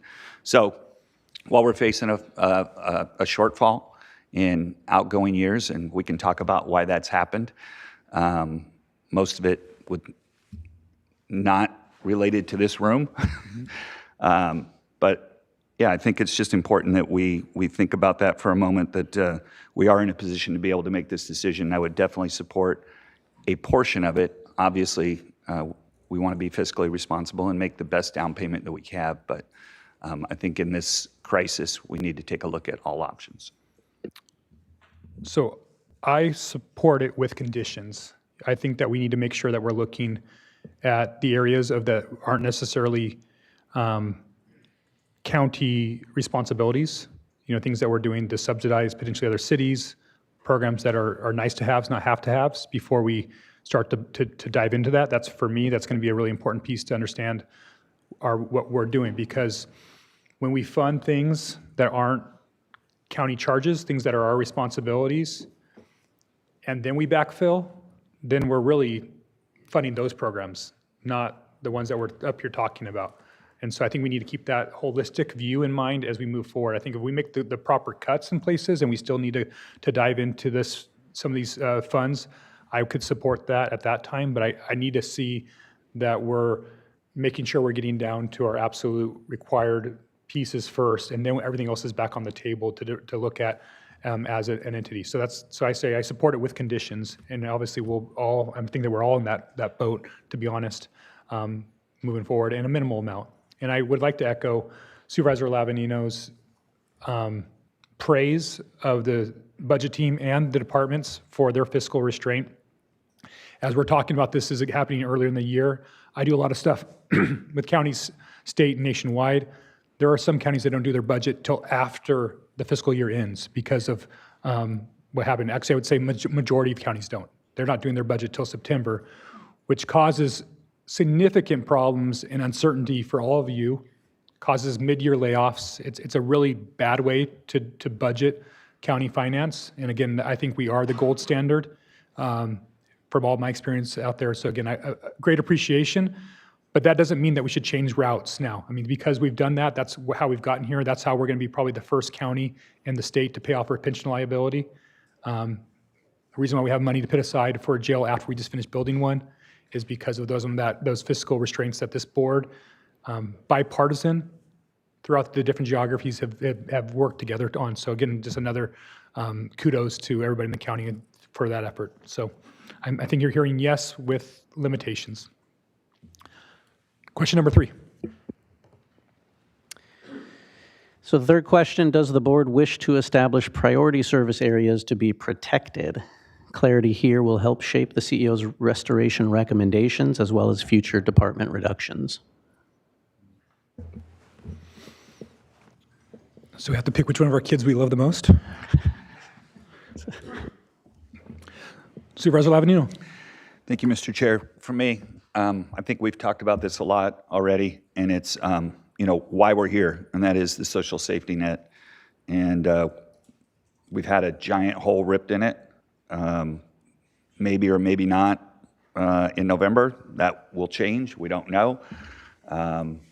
But huge shortfall in federal and state funding. And for me, the most vulnerable should be the most protected. A lot of us can take maybe a little, if a trail isn't open, some other service might take us a little bit longer to get. It's an inconvenience, and we can live with that for a year. But there's kids out there that, they're going to be depending on what we do here in this budget cycle. So for me, it's getting back the funding for whatever it takes. And I really appreciate this. I want to know more about how this $4.2 million influx would leverage us for another 10 million or whatever it is. I want to hear more about that. But for me, that's where it's at. A lot of these other services that we provide, and I agree with Supervisor Nelson. I was shocked to realize that in library funding alone, we've, over the last 5 years, we've given $5 million to the city of Santa Maria for library funding. That's important, and a library is important, and it's used not just for books anymore. It's a community gathering place. But it's not mandated, and I'd much rather see a service going to somebody in child welfare or in social services where it was, or public health, it was really necessary so that we aren't cutting off a service. And the CEO's office has provided a list of those non-mandatory items that we are funding, but I don't think there was a recommendation, and I guess that's going to be coming, of which of those are up on the chopping block, or at least to scale back so that we can protect some of these essential services that we provide. All right, thank you, Supervisor Lavanino. Supervisor Lee and Supervisor Capps. Got it. Supervisor, and I do agree with you. The social safety net is priority for me too. But I want to add animal services to it, because they just started the licensing program, and it's crucial that we give them every opportunity to succeed. And I do believe that this time next year they will. And also, by cutting the budget, animals be longer in those facilities longer, costing us more money. So it's better we save the money. So animal services is a priority for me as well. All right, thank you, Supervisor Lee. Supervisor Capps. Yeah, I would agree with Supervisor Lavanino, just with the starting point that it's a reminder that our county has the second highest rate of poverty in the state. So our folks are suffering anyway, and if we start to make cuts there, it will have a ripple effect for generations. And we're also living in a time when a massive part of our population is scared to get our services as it is, so we have to work even harder. Our staff have to work even harder to make sure that they get the funds that exist from the state and federal government. So that's a very broad statement, but that's where I would choose to protect. Thank you, Supervisor Capps. Supervisor Hartman. Well, I think there's broad agreement that the social safety net is county government responsibility, and that would then lead us to Department of Social Services and County Health. I just wanted to note that behavioral wellness, when I was on the board initially, there were always huge budget deficits in that department. And we don't see that now, and I think that goes to really extraordinary work in that department. And so I just wanted to, that's not something we have to wrestle with, and I'm so grateful for that. So I guess those are my priorities. I think it takes a long time to recruit, to train, to get a functioning program and department. And so to the extent that we can keep things, look at what it takes for each department to continue functioning and not just, focus everything on a few and let the rest go. That's going to be my challenge. All right, thank you, Supervisor Hartman. I'm going to take a little bit different spin. It's close, but it's actually public safety is what my highest priority is, and making sure that we're doing everything we can to keep a public safe. There's no safety net without a safe community to begin with. So that's something I'm definitely going to be drilling down into, because I don't want to make cuts to that. If anything, I want to expand our opportunities in public safety. So that's one of my priorities. And then when it gets down into social safety nets issues, especially with some of the restorations that we're looking at, I want to be more specific with my areas of focus. It is on the child welfare services, adoption services, and foster care services. So those are the areas that I think that are public safety as well. And those are, our children are most vulnerable. Those are the ones that I think that we have the biggest obligation to to protect and to support. And so those are the areas that I'm most willing to support backfills or temporary general fund contributions towards. So that would be my feedback from this supervisor. All right, question number 4. Thank you, Chair Nelson. The fourth question, should the general fund backfill state and federal safety net programs, and if so, which areas are most important? A little overlap with the prior discussion, but again, historically, the county has avoided doing so due to limited discretionary revenues. But this current fiscal year, 25-26, your board, as I totaled it up, has allocated about $5 million, a little over $5 million one-time dollars to social services in the adopted and then that budget revision we took last fall due to the issues we discussed with them. So $5 million in one time already going to social services in the current year. And at that time, your board did indicate child welfare services was a priority. Okay, so it is a little bit of overlap because I think we all mentioned which areas. I know Supervisor Hartman got a little bit into the public health piece. Again, I think, are you guys good with what we've been able to describe to you at this point, or do you need a little bit more direction on this item? Chair Nelson, I would like to hear from Supervisor Lee. I think all of you spoke to the social safety net already, but Supervisor Lee, since you had different priorities, I think it'd be helpful to hear your input on number 4. So which safety, Supervisor Lee, I guess the question was for Supervisor Lee from you guys on social safety nets, or is there some specificity that you're looking for? I don't think we heard whether there should the general fund backfill, and if so, which areas are most important? Okay, so Supervisor Lee, would you mind answering that for CO, what your thoughts are? Oh, yes, the child welfare, foster and adoption, as you mentioned. And I just wanted, for the public, the reason why we're doing this is because we can't do this behind closed doors. So that's why we're having this discussion in public, because that's how this all works, is so it's transparent for you. I know this looks a little odd and it's a little bit unusual, but this is a way that we don't have a serial meeting. And so this is part of the Brown Act, this is making it public, so you guys can kind of see the sausage making as it is, as trying to build consensus so we can give some direction to the CO's office. Supervisor Capps, do you have some additional comments on that item? On the next one. On the backfill, or are you ready for number 5? 5. Okay, let me go have Mr. Clementi introduce number 5 to us.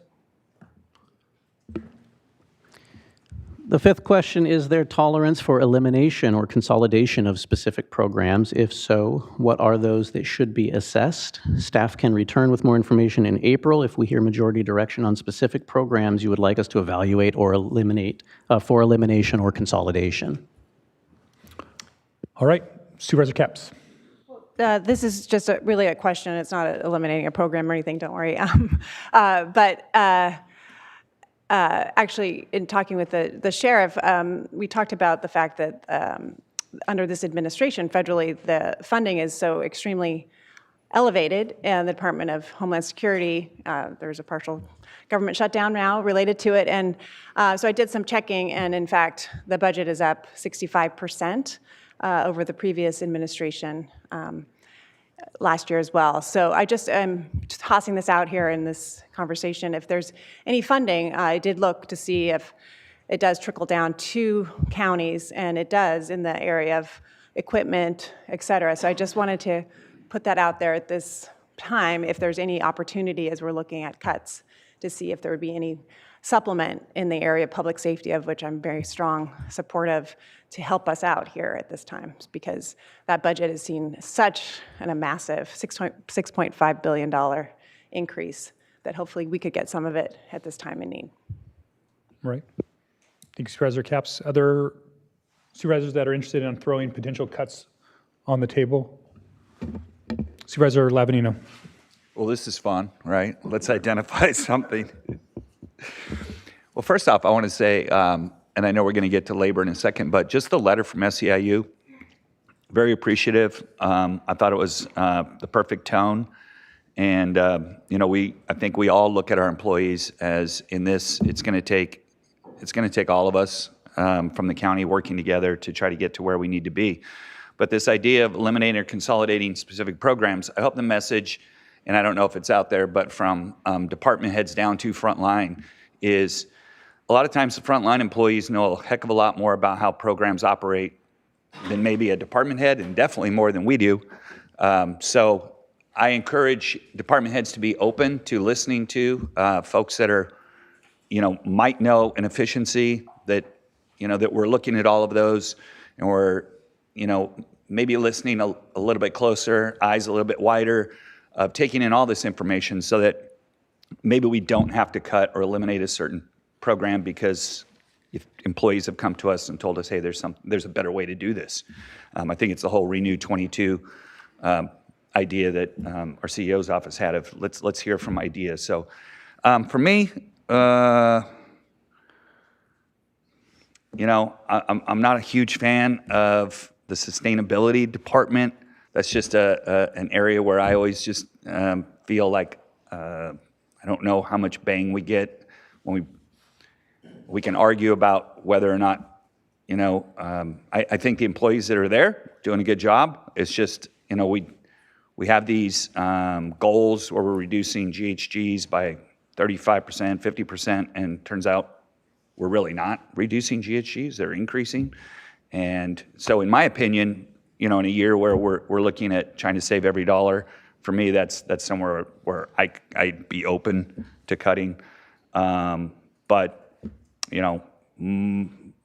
mostly I'm just going to be taking my cue from how the CEO makes recommendations, but I guess she needs this input to better make recommendations. So I'll be the idiot that actually names a department that I think could take a little hit. And I will say, we got to look inward too.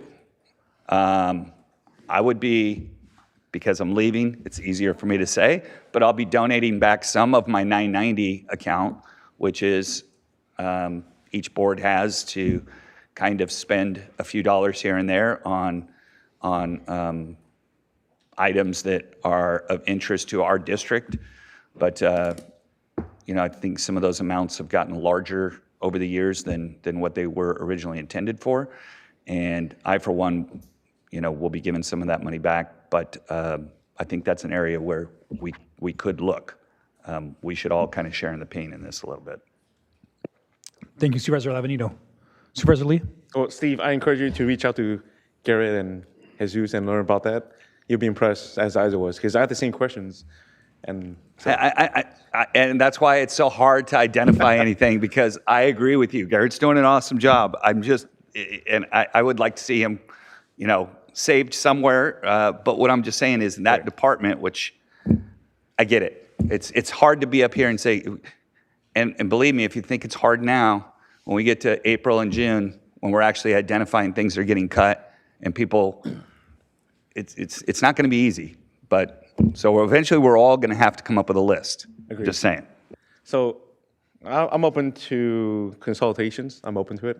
I think it's a great idea, but not so much in program eliminations. There's a reason why the program's up there, and we have to do everything we can to keep it. So that's where I'm at. All right. Thank you, Supervisor Lee. Supervisor Hartman. No surprise, I'm not in favor of eliminating our sustainability program. I think it's largely grant-funded and really leverages resources and provides tremendous benefits to the wider community. At one point, someone floated the idea of whether there's a possibility for across-the-board cuts in terms of everybody, in terms of salary, a 1% cut. I know it's a complicated issue in terms of labor, but if things get dire, I would rather do that than eliminate key programs. Supervisors, I think that's, through the chair, I think that's coming up on the list to have a conversation. And again, I'm not asking the board to pinpoint specific departments or divisions. You can talk about programs for us to come back with information for you to weigh. We're trying to have a thoughtful process, and it could be, depending on what happens, we have to work also with our employee unions. You may have to do a little of both or a lot of both. It just depends on what the final decision is. So again, I don't want to put the board in that position. I don't want to scare departments, but it is really just to come back with more information for you to evaluate and to ask us, are there other alternatives? So some of the things related to Supervisor Nelson is, are there alternatives to providing $5 million to a certain city for library funding? So we could try to be more creative with the department as well, but it's just wanted to have that discussion for the departments to hear your thoughts. Lots of information would have been helpful about 3 minutes ago. No, I'm just kidding. I read that wrong, so sorry about that. Sorry, sustainability. All right. But I will say, hey, I want to lump everything in there that is not mandated. Yep. So it is the libraries for me. And do I want libraries to be number one? No, but it's not mandated. So before I cut something that I feel is essential to this county, that's providing services to the most needy, it's on the chopping block for me. It's something to discuss.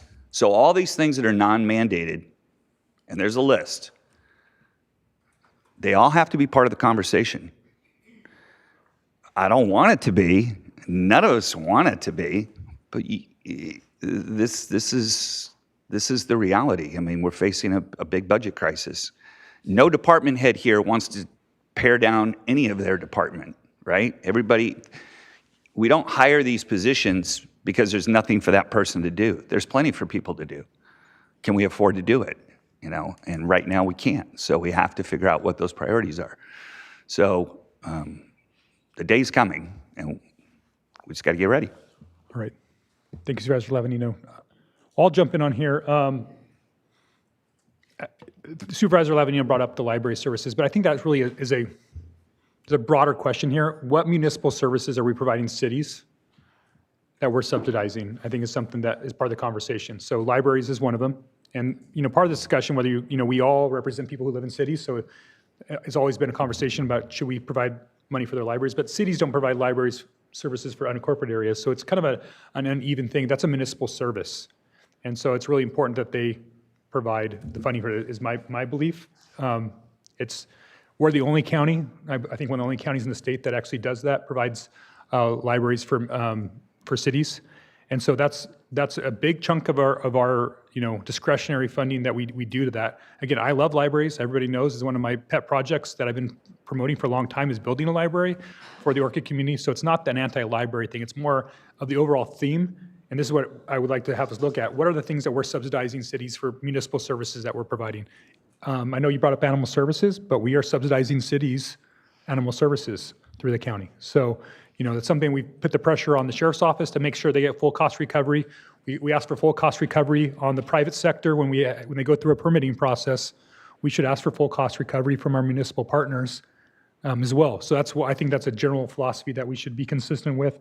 And then on the table as well is we should be looking at various grant funding that we provide. We have the Human Services Commission, where every year we spend over $1 million on nonprofits. Great nonprofits, great programs, but these are nice to haves, not have to haves. We're going to have next week coming up to the board our racial equity grants, which was something that was kind of designed to be a bridge during a really tough time in our community. Does that still make sense moving forward and at the same level that it does now and being administered the same way it is? So I think these things that aren't have to haves should be a part of this list in the future. Getting back to sustainability division, maybe we should look at what the general fund contribution is, not getting rid of the whole division, but what is the general fund contribution? As it was mentioned today with administrative item number 3, they receive a lot of grant funding, and maybe should just be more of a grant-funded department at this point and not a general fund-funded department. There's other areas out there that I think we should be looking at. And then, getting into this as well, for those like social services and public health, I'm going to really want to dive into their budget and understand before we put any general fund dollars in there, what other programs are being kept that could potentially be funding these things as well. I know that you guys done a really deep dive as a department. Appreciate that. Love the autonomy. But there are some programs out there that I don't want to save those programs at expense of having to go backfill general fund programs for the things we actually care about. And so I want to make sure that exercise that I'm fully understand what is going to be restored with your already existing revenue before we backfill that. So, Supervisor Hartman. It's really, when resources are plentiful, it's easy for everybody to get along and be magnanimous. When resources get tight, then we start finger pointing. And I just wanted to say, in terms of libraries, parks, recreational programs, people in the unincorporated areas, such as me, use libraries in the cities and use recreation and park programs. And I've heard some cities start saying, well, maybe we should then start charging unincorporated people more fees when they come in. So that's where this could go. So I think, I agree we may have to look at libraries, but we looked at library models very carefully and came to the conclusion that across our county, our libraries are quite underfunded compared to others. And it's just kind of a matter of happenstance historically. When we came online, a lot of the state money was gone.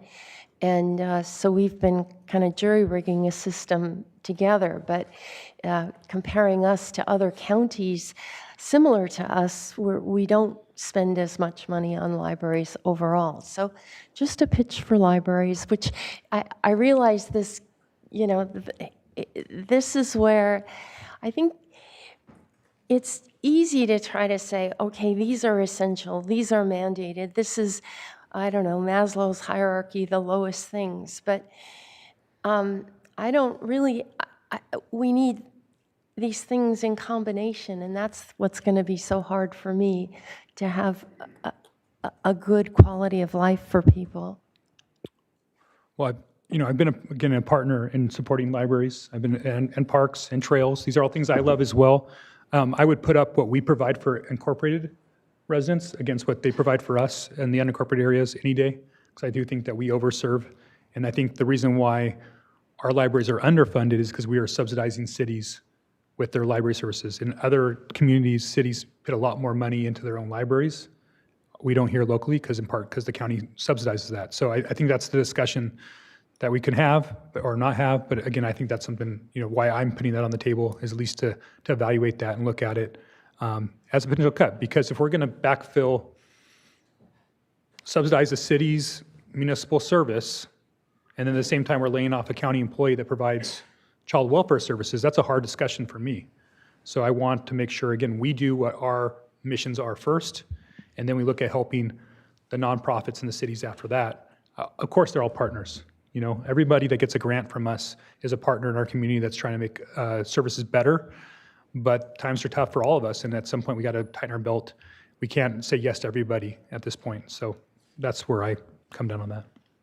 Supervisor Lee. Yeah, I just want to make a comment that I want to be careful that we don't turn into us versus them, where county versus the cities, because we all serve the same people, regardless if the cities or county vote for us either way. So I'll make sure that we continue to be better partners, not this is your space and that's mine. I want to make sure that we continue to support each other. I'm sure the cities are willing to come to the table and work with us if we ask them. So that's something that if you're open to. Yeah, absolutely. I'm just looking for equity. I would put up what we spend in the cities versus what they spend in the unincorporated areas. It's for municipal services. Again, there's services that we provide countywide. Environmental health, countywide. Social services, countywide. Public health, countywide. But then there's these different categories that are city responsibilities that we help as well. And so I think that's the discussion that we need to have here at the board, what that looks like and doing that equitable. All right, so that's program cuts. Can we move on to number 6? Are you guys good with moving to 6? Okay, number 6, vacancies. So question number 6, should departments prioritize reduction of vacant positions and non-employee costs first, regardless of service impact to a particular program? That is to say, should workforce reductions be structured to protect filled positions to the greatest extent possible, no matter the program, or should departments have broader discretion to align staffing levels with their budget constraints and service priorities? I'll go first. All right, thoughts, Supervisor Lee? I would prefer to remove vacancies first and preserve jobs. All right, Supervisor Hartman? I guess I'm on the other side of that. I want to give department heads the flexibility to really meet the demands of the programs that we decide to continue funding. And I would always hope, and I think we're structured to give preference to existing employees to the extent that we can, but I think the program has to, and our objectives have to drive the skills that we need. Supervisor Lavanino. I think this is something that I'll just follow whatever the CEO and the department heads come up with, because I do want to see vacant positions removed. I mean, especially, it depends on how long they've been vacant. Something's been vacant for 3 weeks or 6 weeks. I don't want to just eliminate it because we haven't had the opportunity to be able to hire somebody. But if something's been vacant for over a year, we've found a way to somehow manage to do this service without a person in that spot. That's something that should obviously be identified and removed. But, department heads know their department a lot better than I do, so I will leave the flexibility to them. Thank you, Supervisor Lavanino. Supervisor Capps. Yeah, I want to keep our people here as much as possible and keep them employed. And but I also think it's up to department heads to make wise choices. But good leaders, if they can't fill positions, there's usually a reason for it. And the positions that have been vacant for a long time, and we've seen those reports, that's a telltale sign that those jobs probably need to be eliminated. So, but I don't think we need a freeze at this point necessarily, if that's the nature of the question. All right, thank you. And so my thoughts on it, again, is that similar to some of you, that discretion for the department head, even some of those long-standing open vacant positions, they're still being used in some way and part of their budget. It might be covering overtime, might be covering an extra help employee. So, I mean, it is part of the way that we do municipal finance. It's different than, the private sector. And what I want to make sure we're not doing is disincentivizing fiscal restraint for department heads by somehow start to eliminate things and taking that money completely away just because we see it not being filled, because then that creates a disincentive for them in the future to show restraint. And I don't want to do that as a board, because I think what we'll see in the future is department heads maybe fill a position quicker because they don't want to lose it in the future. So they might put the wrong person in there now because instead of wait for the right person, because they're afraid in a tough budget cycle that they might lose that position. So I just really want to make sure that we give as much flexibility to department heads. At the end of the day, they have to be responsible for their budget.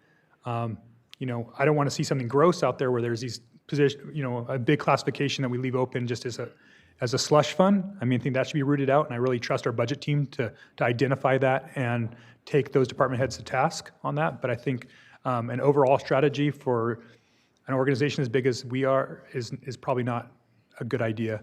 I think we should give as much flexibility as possible to the department heads.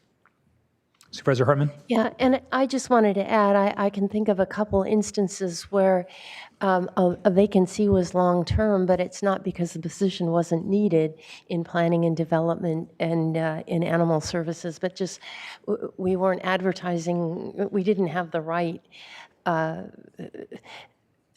salary and the right job description for what we wanted.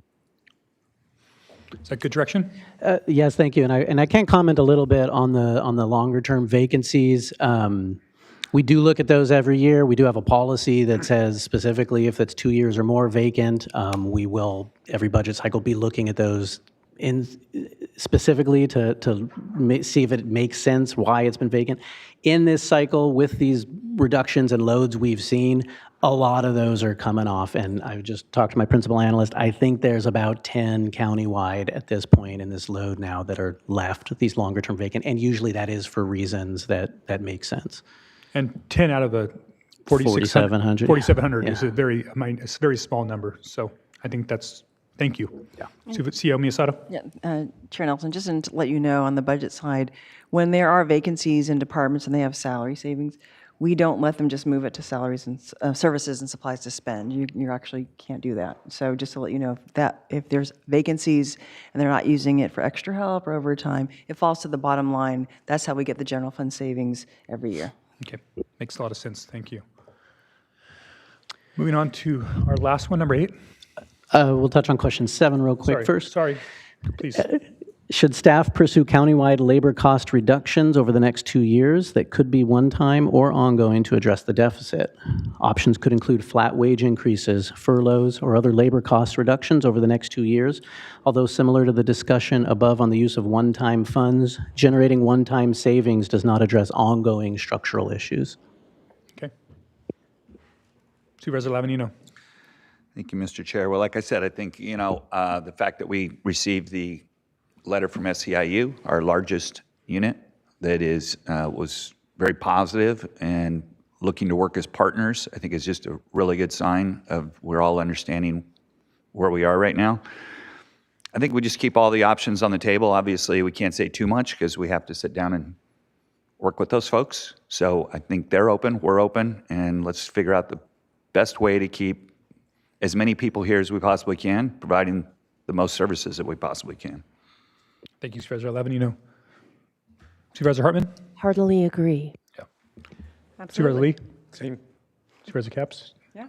Yeah, and I agree as well. I think that, things should be on the table, potential freezes or, whether those are step freezes and things like that we might be able to do to help bring down our numbers. Even potential furloughs, those all things should be looked at as a menu of items for discussion moving forward. Okay, number 8. Finally, the 8th question, which is more of a potential strategy for future years. Should ongoing 18% maintenance funding be reallocated in part or entirely on a temporary basis with a plan for restoration in fiscal year 31-32? We allocate about $16.5 million annually under the 18% policy. Temporarily redirecting some or all of that funding could help address future operating deficits, with restoration planned around 31-32 when retirement savings are expected to materialize. But the trade-off is clear. $16.5 million less annually for 5 years means $82.5 million less going into deferred maintenance over that time frame. The current backlog is over $600 million and will grow that much faster without this additional funding. Thank you, Mr. Clemente. Supervisor Lavanino. Okay, let's talk 18% because I think I was the only one that was on the board. Bob was a big part of it, but let's talk about why we have it and because there's a lot of department heads probably have no idea how this all got started. Okay, so Bob, you can help me with the year. 2014. Okay, 2014. Bob and I are still friends, so that's good.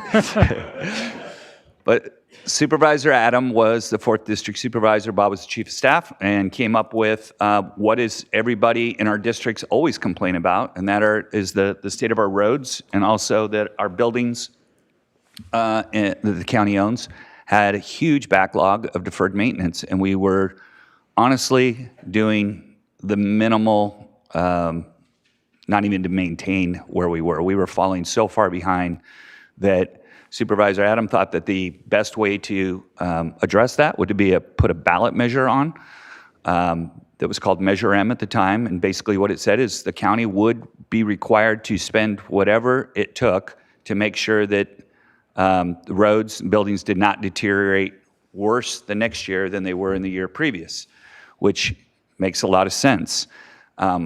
There were reasons why I felt that we still could address that issue without having our hands tied in case, there were a lot of arguments on both sides. Let's just say the public was split, and it was very, very hotly contested and very close election. I think it was, you would know this, 51-49 or 50? 50.5 to 49.5. 50.5 to 49.5. Okay, so it was very close, and the people spoke, and they wanted to see the county address our maintenance issues and our lack of funding for roads. So even though it failed, the board members heard what the public said and decided that we need to start addressing this.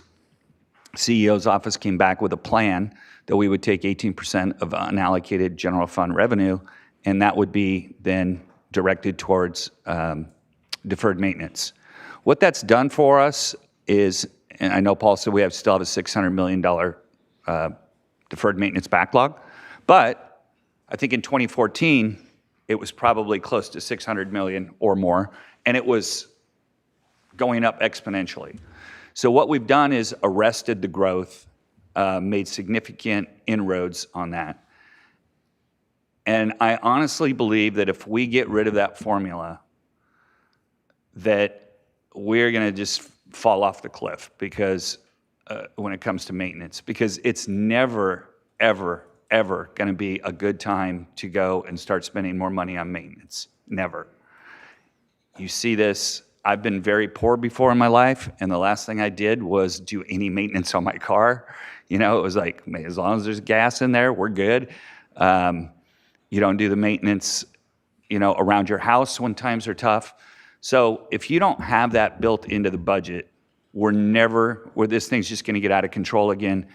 And what will happen is there will be a ballot measure, and it will pass if we abandon this. And what that will do then is tie our hands, because it could be some draconian measure that we can't control, and it will get addressed.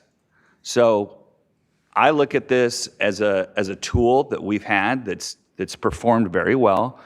Would I rather have the money to spend on other things? Sure. And some would say, well, let's take a hiatus. You take a hiatus from this, you're not going back. No one's going to go and say, oh, yeah, I want to go. It could, because it's hard for us to go to our constituents and say, hey, man, the elevators in the admin building really should be updated, or the air conditioning units on our behavioral wellness building are 45 years old. Nobody cares. So you have to have this built in, or it's going to get ignored. And this is what past boards did. They ignored deferred maintenance, and the people spoke up. And so I know it's very, very, very tempting. We look at this as a pot of money that's just sitting there. But I'm telling you that if we abandon this, it's going to be way worse. And so as tempting as it is, my advice is let's leave it alone. It's doing what was it intended to do. We have somehow figured out how to manage 12 years with this formula. And I think it would be a big mistake to try to get ourselves away from it. Thank you, Supervisor Lavinier. Supervisor Hartman, and then Supervisor Lee. Yeah, I think deferred maintenance is a form of deficit spending, and I don't like it for that reason. I think of roads, it's not just the county services. I mean, I think roads and parks are the broadest thing that our constituents want. And my office, that's probably the number one complaint that I get, or, you know, people out there inspecting and feedback. Yeah. And our Public Works Department is tremendously responsive, and that redounds really well, I think, for all of our reputations. So you know, it kind of, for me, depends how bad the crunch is and what we have to give up. I would be open to, for a couple of years, not spending the whole 18%, but I would not want to, I would dip into it, but I wouldn't take it all. All right, thank you, Supervisor Hartman. Supervisor Lee. So you think there's a compromise where we take it down to 15%, but year 31, 32, let's bump it up to 19, 20%, that we change this policy. Is that something that you'll be open to, that could make sense? Well, we're doing 18% of zero for the last few years. Right? I mean, it's been a very small amount. So the growth, so that amount has continued, 16 million, but we take whatever the excess general fund is after we pay all the things we're obligated to pay, we take 18% of that. So you're right that it hasn't grown. So originally, remember, we had an extra property tax revenue, we had a lot of things, and so as that grew, the 18% grew. But as you're correct, as Mr. Clementi said, it's flat because we're not seeing more general fund growth that would then augment the 18% money. So I don't understand how that would work. I mean, for 15% of zero is the same as 18% of zero. I know. So I don't know if we're just changing the number, what that looks like. If I could, and I'll go ahead and jump in on this one. You know, this is to me also one that I don't want to see us touch, because we're just, as Supervisor Hartman, thank you for saying that it's debt financing, or when we don't pay at least our minimum of our what it costs to arrest that curve on our deferred maintenance. Even with this amount of money, it's continuing to rise. And it gets more expensive as it goes up. The other thing that we have actually had a benefit of at the same time is SB1 got passed, so we got a lot more money for roads at that time. Like it or not, the mudslides, we got a lot of money that came into the county for infrastructure maintenance at that time, so that helped bring down our numbers too. But without SB1 and without the mudslide and the FEMA reimbursement, we'd be in really even worse shape. So I think this is our bare minimum. And again, I think I'm with Supervisor Lavin. I think as soon as you start to eat into this, yeah, we're going to get here when the pension surplus that comes in the future, but there's going to be a lot of other hands out there at that time. I would pray to God that we have the fiscal restraint to do that, but I think that we need to hold strong on this number. And with that, I completely reject the idea of parks using this for the regular maintenance. I know that's on their list there, so I want to make sure I give feedback on there. I'm against that completely. So this is capital funds. This is stuff that's supposed to be used, that we made a commitment to the voters. And I think we've already kind of rated this, because when this originally started, the reason why it built up to 16 million so fast is because we put this ahead of a bunch of other allocations, but we've now moved it on the order of, it was property tax growth. It was supposed to be 18% of property tax growth.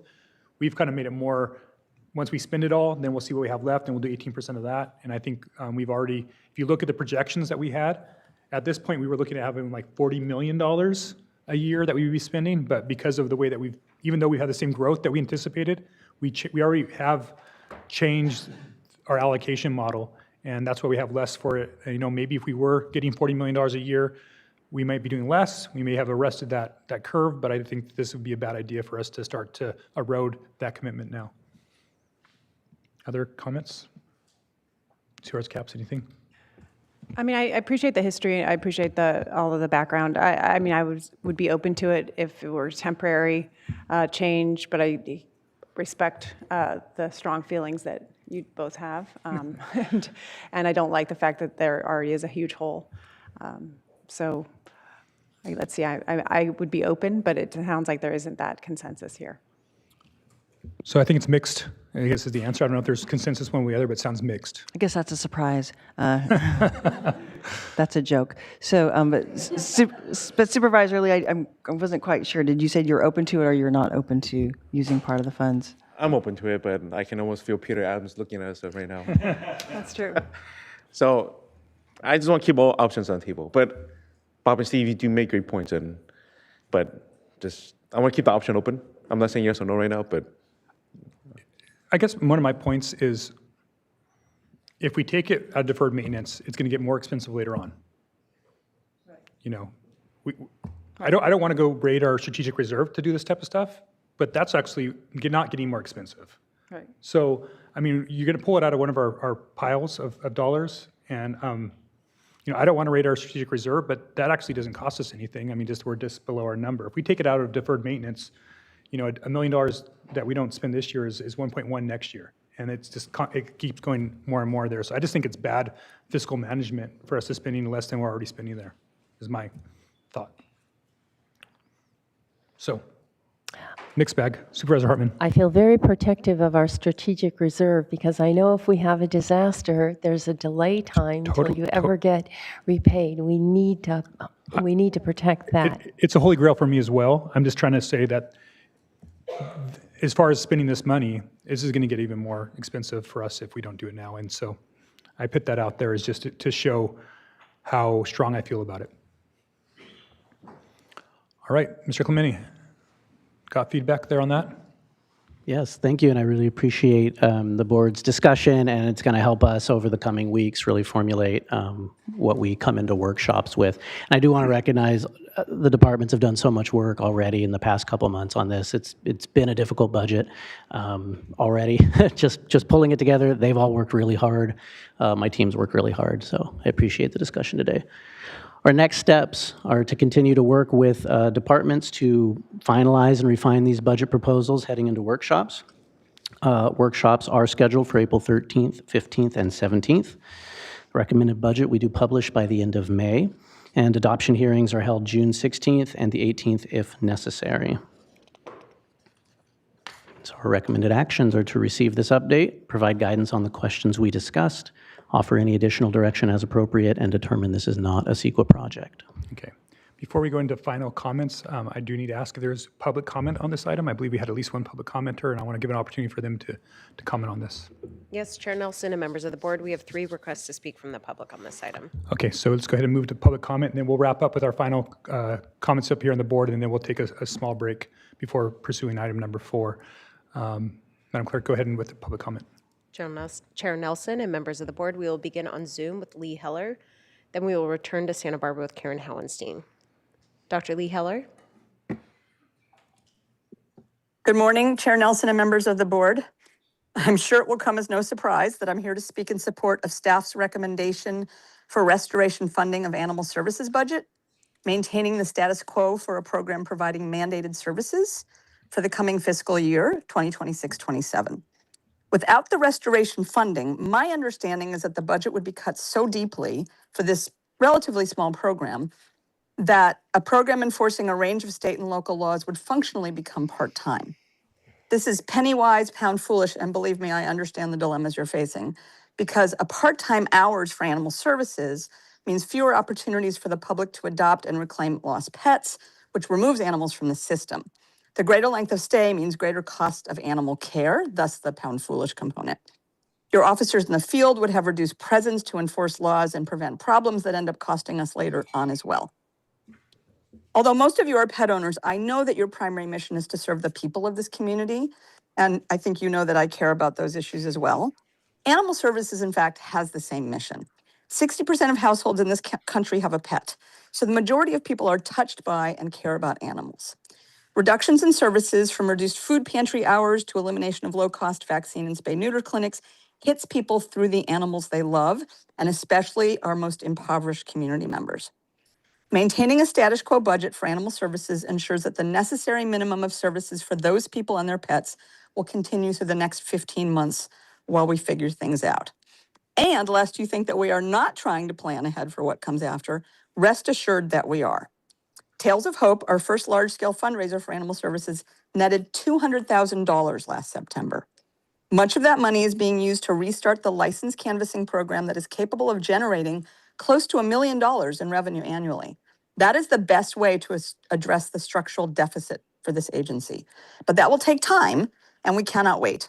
So we will be doing aggressive fundraising in the coming year, starting with a major donor campaign that I'm working on currently, as well as a repeat of a major fundraiser. The goal is to go into 2027 with the money necessary to fill the gap in fiscal year funds for 2027-28.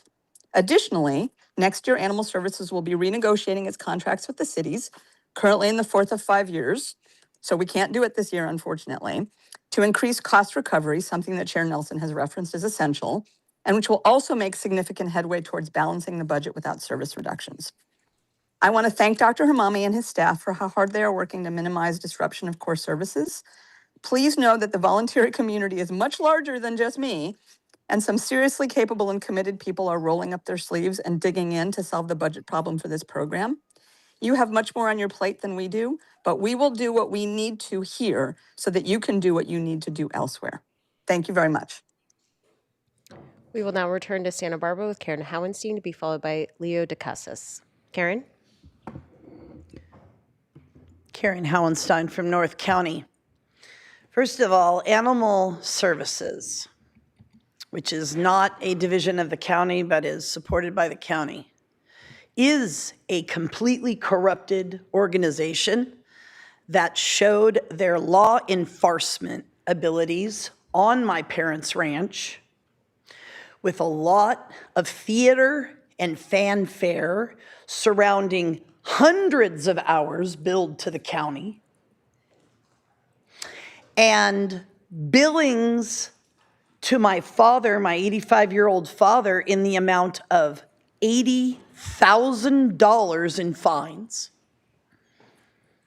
That when the judge saw that what Animal Services had done, they threw it out immediately.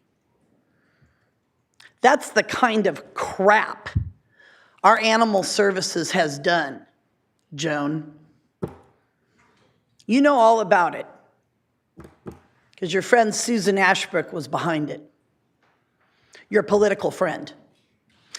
The political actions that this county does in the name of public service is sickening. Let me give you case in point, Lompoc Valley. We have a county services office in Lompoc. It's now practically abandoned. The elevator in our county services office doesn't work and has not worked for years. It doesn't get maintained at all. Why? Joan, Laura, your political predecessors put this into place a long time ago. Keep Lompoc small. Keep Lompoc unrepresented. And that's what's going on today, and it's very, very evident when you look around our community with an educated eye. And it's sickening. But grift and graft, the reason why you are having this manufactured crisis, and you do a really good job hem-hawing over the manufactured crisis, is because the Biden administration overfunded federal programs for the millions of illegal aliens who are leaving. And you're capitalizing on that today. You should be ashamed because you're very transparent. And the flow coordinator, who was really just a spy for the Chumash that came on our property with animal services, the flow coordinator that was being paid by the county to do nothing. Thank you, Karen. That is your time. We will now go to Leo DeCasas, who is our final speaker on this item. Leo?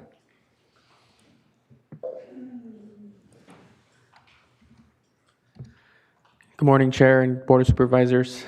My name is Leo DeCasas. I'm your local union rep. Like many of the hardworking professionals in this room today, I spend my life, speaking and communicating with our county staff. And I just want to start off by saying and thanking the Budget Department and county staff for this preliminary discussion and overview of the hard times that we're looking at for a lot of people. We do not begrudge the county for practicing prudent fiscal responsibility. That's the right thing to do. I just want to reemphasize, a lot of the points that were mentioned in our letter, that we just urge the county management to not balance the budget on the backs of rank and file employees. Really just want to reemphasize that message. And I'm really happy and glad to see all the support there is. Of course, that strategic reserve is there for a reason, right? For emergencies, and this is an emergency. So I'm really happy to see that there is an appetite from you all to use that, in this time of dire need. In addition to cuts, we want to advocate for, revenue generators. There's still time to add that, sales tax that staff presented to you last month, I believe, for the November ballot. So in addition to cuts, we also should be talking about revenue generators as well to help balance our budget. Lastly, we just want to recommit to working with you all and thanking all staff, especially the Human Resources Department, for keeping us informed and the commitment to working with labor. Thank you. Thank you. And that concludes public comment on this item. All right, thank you, Madam Clerk. Now back to the board for some final comments, and then we'll go ahead and receive and file this and give direction as we have already. So Supervisor Capps. Yeah, I had some comments. I didn't know if we were going to go through some of the reductions or not, but the majority of the reductions from the Sheriff's Department relate to my district, the Isla Vista Foot Patrol. And in speaking with the sheriff and the undersheriff, I learned that the rationale for that was in part because UCSB hasn't been living up to their commitment to provide personnel, and learned also that there was a MOU that hasn't been fulfilled. And so I just want to formally ask to see that MOU. This is the first time I've heard of it, that it's never been presented to me that UCSB hasn't lived up to its commitment fiscally, and that bears a lot of relevance to us if we're making decisions as to whether or not to restore that request as has been presented. So I'd like to see that MOU. I'd like that funding to be restored if possible. It does kind of remind me of the WellPath credits that were not received, and then we did our best to try to get them back, but we could only go so far back. So that really troubles me, and I just want you all to bear that in mind as they're asking to restore those cuts, because if all these years, I don't know how long it's gone back in time, but if UCSB had not been providing its fair share of resources, then why would we be paying double, or I don't even know how much? So my two requests are, I'd like to see the MOU. I'd like to know how much UCSB owes this county, and if there's any recourse to receive those funds before we make any decisions to restore the recommended cuts from the Sheriff's Department. Right. Thank you, Supervisor Capps. Other comments or statements or questions from the board? Supervisor Hartman. Just to underscore what you said earlier, Chair Nelson, about the hard work of the departments, this has been a difficult year, and I know that they've done yeoman's work, and really appreciate, again, the CEO's office. I'd much rather start feeling, exploring the options now, understanding what their impacts are going to be than waiting until the workshops and certainly the budget. So I think, we got the December workshop, we've got this. So we and the public, we understand. And again, it's been those questions, it's been mapped out in a way that we can bite it off and chew in bits. And it's going to be tough. And I just would like to reiterate what Supervisor Lee said. We got to not point fingers at the cities or it's going to be tempting to get short-tempered, and we have to try to do this with as much grace as we can. Supervisor Lavanino. Yeah, I totally agree with that. At the same time, there's going to have to be hard decisions made that are actually going to cut actual programs and affect actual employees. And so I know we're far away from that right now, but it's coming. So I appreciate that, I don't want to get into a battle with my city or my cities. We're trying to work as partners on a lot of other things, but the reality is that's something that a lot of these things that we've done as a matter of just this business as usual has to be looked at, because we were given a sandwich from the federal government, and we can't just ignore it, unfortunately. So we got to do something about it, and unfortunately, that's going to take tough decisions. So I'm with you. I'll be as cordial as we can. But eventually, we are going to have to vote on some of these tough decisions. It's not going to be fun. Thank you, Supervisor. And I do also want to, one more time, for the budget team, CEOs, all the department heads, employees, this is what we should be doing. We should be out in broad daylight looking at all this. So I think some of the problems happen because there's a lack of communication, or we know something somebody else doesn't know, or they've been told something. So this is cool. This is everybody knows the same information. We're all working together, and we'll get there. Thank you, Supervisor Lavanino. Supervisor Lee.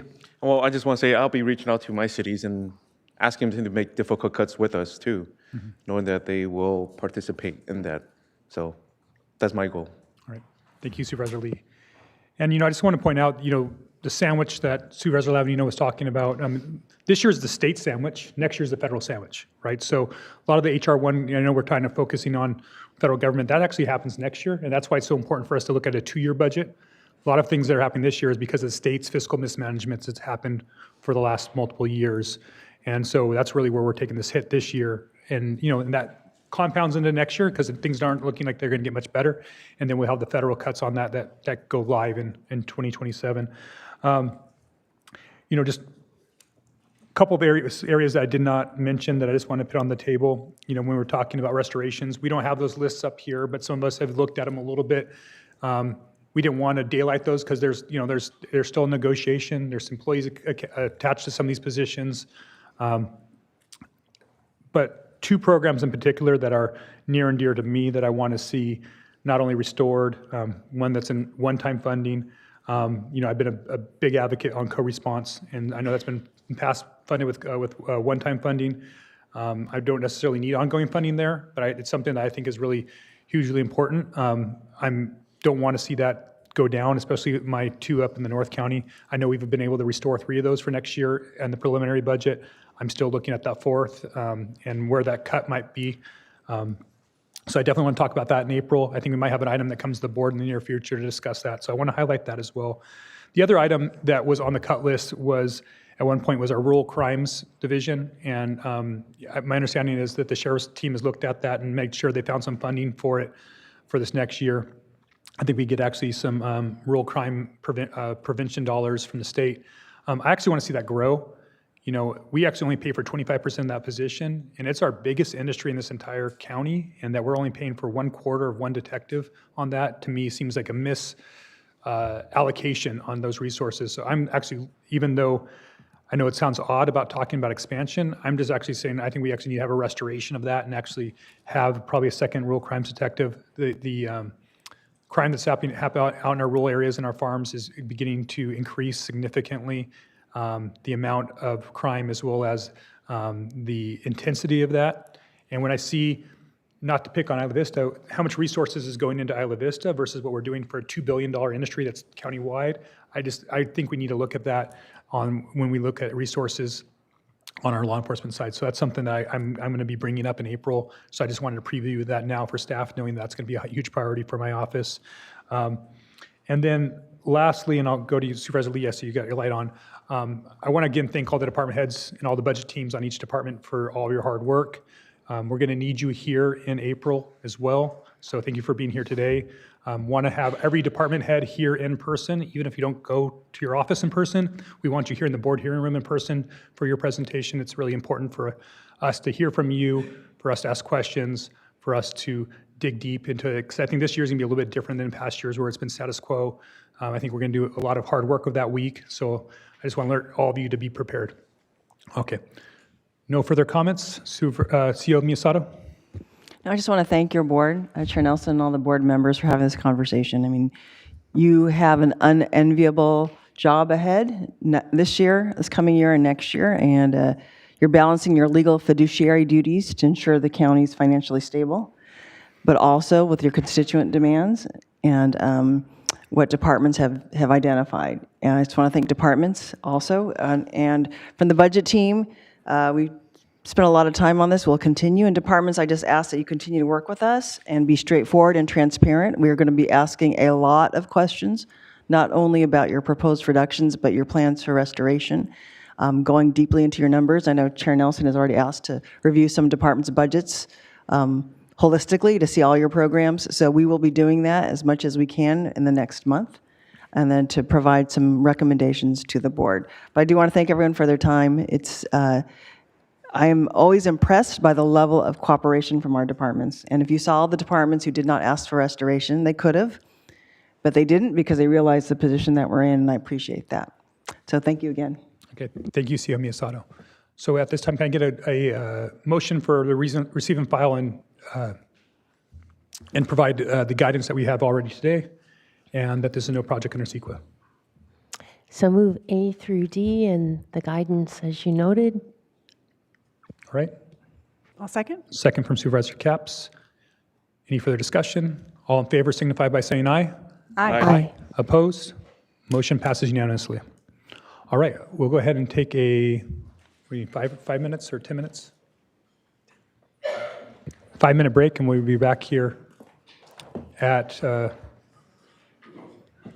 11:30.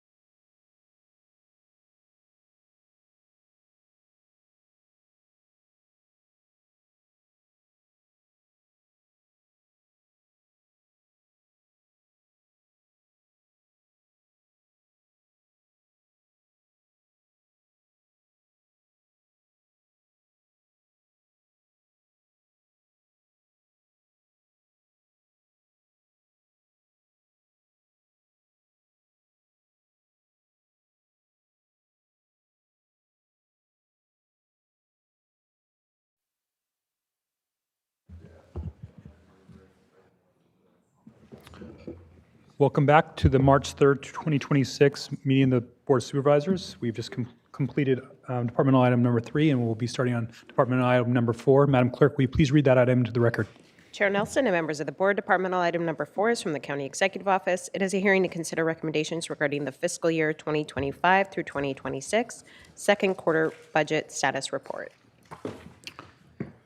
Good morning, Chair Nelson, members of the board. Last item was next year's budget. This item is the current year budget.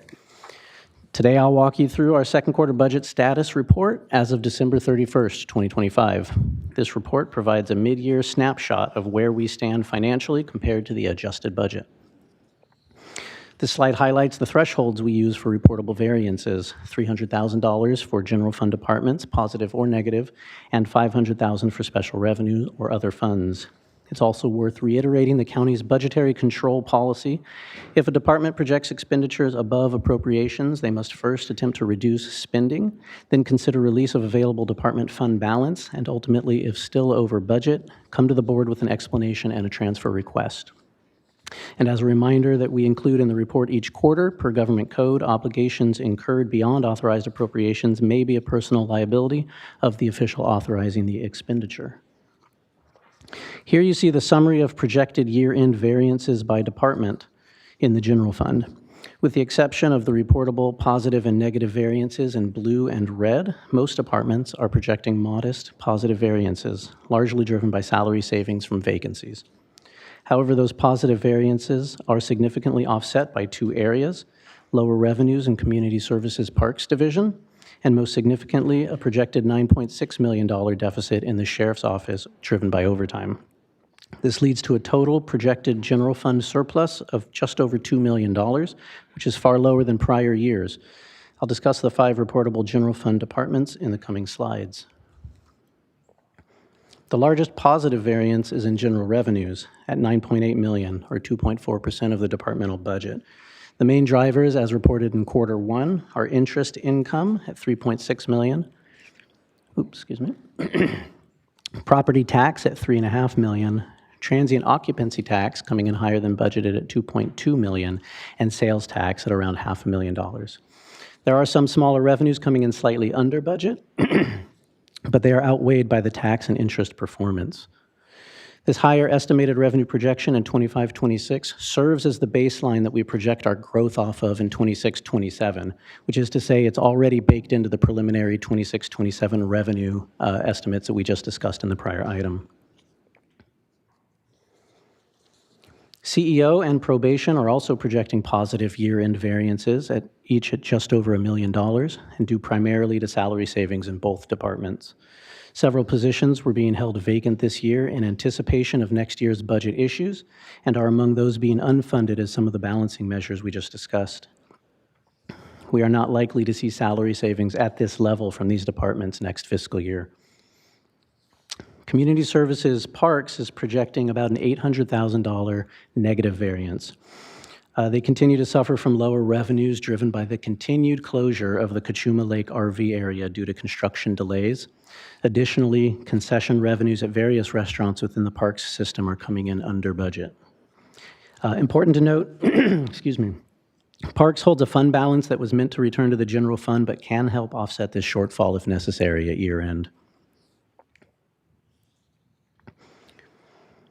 This is the most significant issue in the report. The Sheriff's Office is projecting a $9.6 million negative deficit, primarily due to overtime.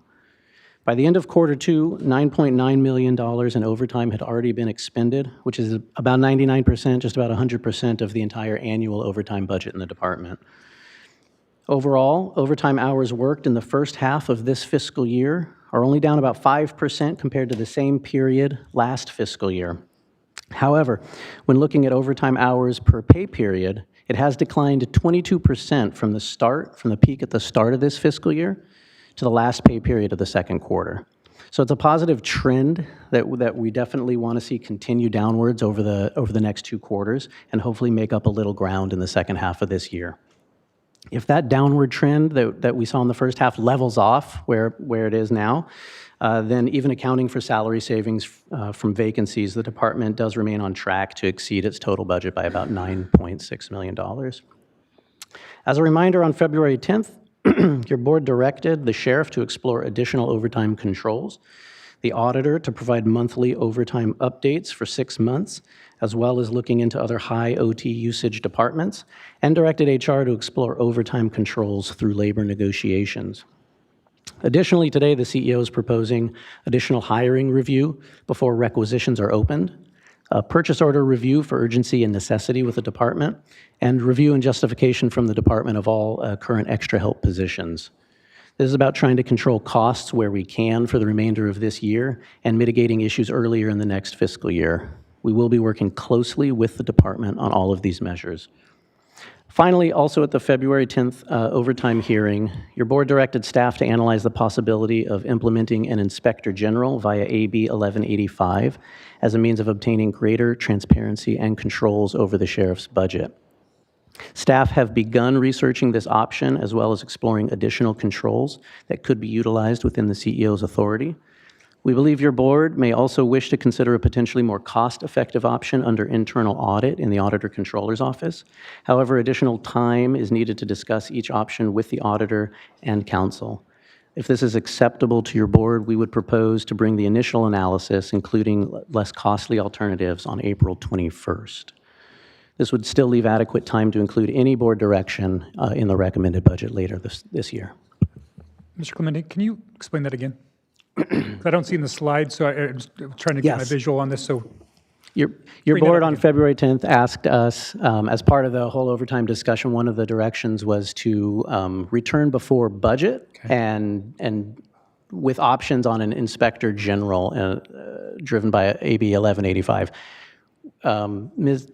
ACO Heitman is leading that effort, but just the time, April 7th is kind of the next board hearing before budget workshops, and it's just not feeling like enough time to do what she needs to do to pull in various options. So we're targeting the board hearing on April 21st to come back and have that discussion with you and present various options and analysis on what an inspector general may look like and cost, and what other potential options may be as well. Okay, thank you.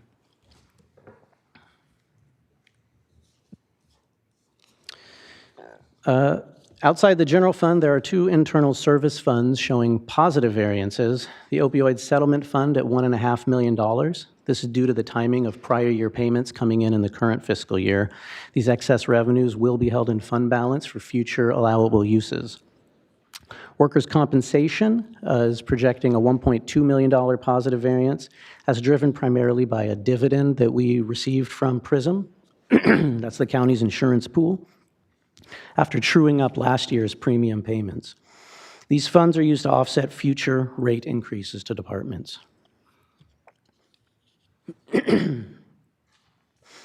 On the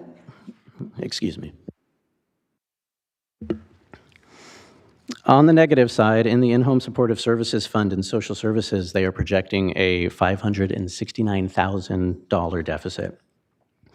This issue stems from the department's fiscal year 25-26 budget development. Last year, their cost estimates at that time included the 4% annual maintenance of effort inflation factor, but they did not include the cost of annual salary and benefit increases that local costs have to share in. There is no fund balance in IHSS. Realignment revenue in the department has already been allocated to other programs in the current fiscal year. As a result, general fund support, on top of the already $5.3 million one-time dollars your board has already directed to the department this year, will likely be required at year end, unless unexpected savings materialize in the department that would allow us to shift some of those already allocated one-time dollars into the IHSS program. So we're watching this one closely. As of Q2, for funded vacancies, there were about 386 funded vacancies out of the roughly 4,700 in the county, total funded positions in the county. That's an 8% vacancy rate, which is slightly lower than Q1, and we've been seeing it trend down over time, I'd say, over the past fiscal year or two. Part of that is due to a lot of the funded vacancies being eliminated over time. 9 departments have vacancy rates under 7%. The CEO's department, Behavioral Wellness and Child Support Services, have the highest vacancy rates, over 15%, Many of these vacancies, as I mentioned earlier, are being intentionally held for restructuring or fiscal prudence. And some of these in both, I'd say child support and CEO are part of what was eliminated in the 26-27 preliminary budget that we discussed last item.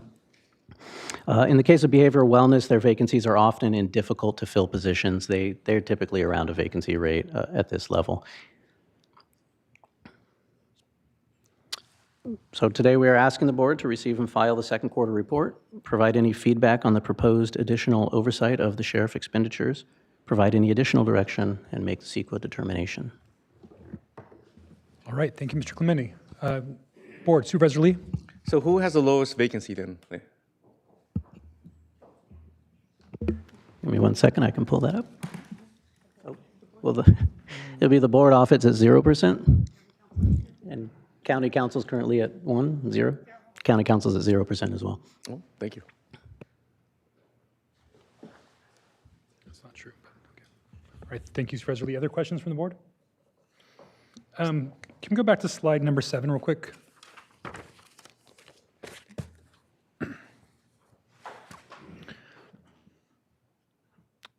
One more. That's 6. Sheriff. So we're at $10.1 million in overtime, or sorry, 9.9 for the first 2 quarters. We're trending down, but we're still expecting 10.4. So I'm just trying to understand. That's actually trending up. Right? So Chair Nelson, they do. So they have a $10.1 million in that line item. That's their total budget. Yep. They've expended 9.9, so almost all of it right now. Right. If they stay at the rate they were at the end of the second quarter, if it doesn't continue to trend down, we think they would spend an additional roughly $10 million. That they would exceed their overtime budget by 10.4.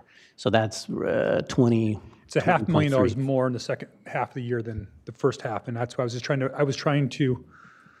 I'd say it's roughly reconcile. $10 million in each half. Okay.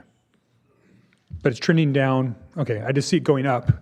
I mean, it's a $500,000 difference, right? 9.9 versus 10.4. Sure. Okay, so if that's the case. Sorry, yes. There is some seasonality to their overtime that we try to factor in when we do these projections, particularly towards the end of the fiscal year as summer's coming on and it may be impacted by retirements that happen in the spring. We do typically see the department work more overtime over the back half of the year, especially in the last few months. So I think that was factored in there. Okay, then the other additional proposed reviews on the CEO's plan to help review of hiring, purchase orders, and extra help use. I mean, what's that different than the existing controls that the CEO's office already has?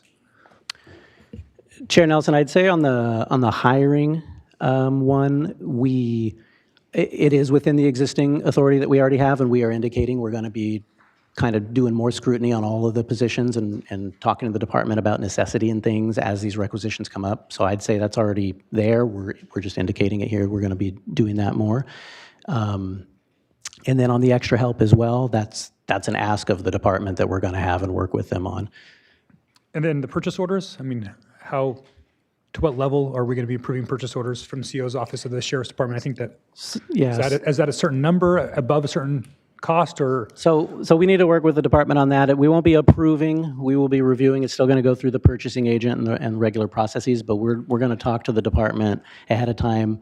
And we do need to work out the specific details of that with them, probably a dollar threshold or things like that. We want to see really what is the need, the necessity, the significance of purchases when a department overall is going to be this far over budget. We are hoping departments will ratchet down spending wherever they can.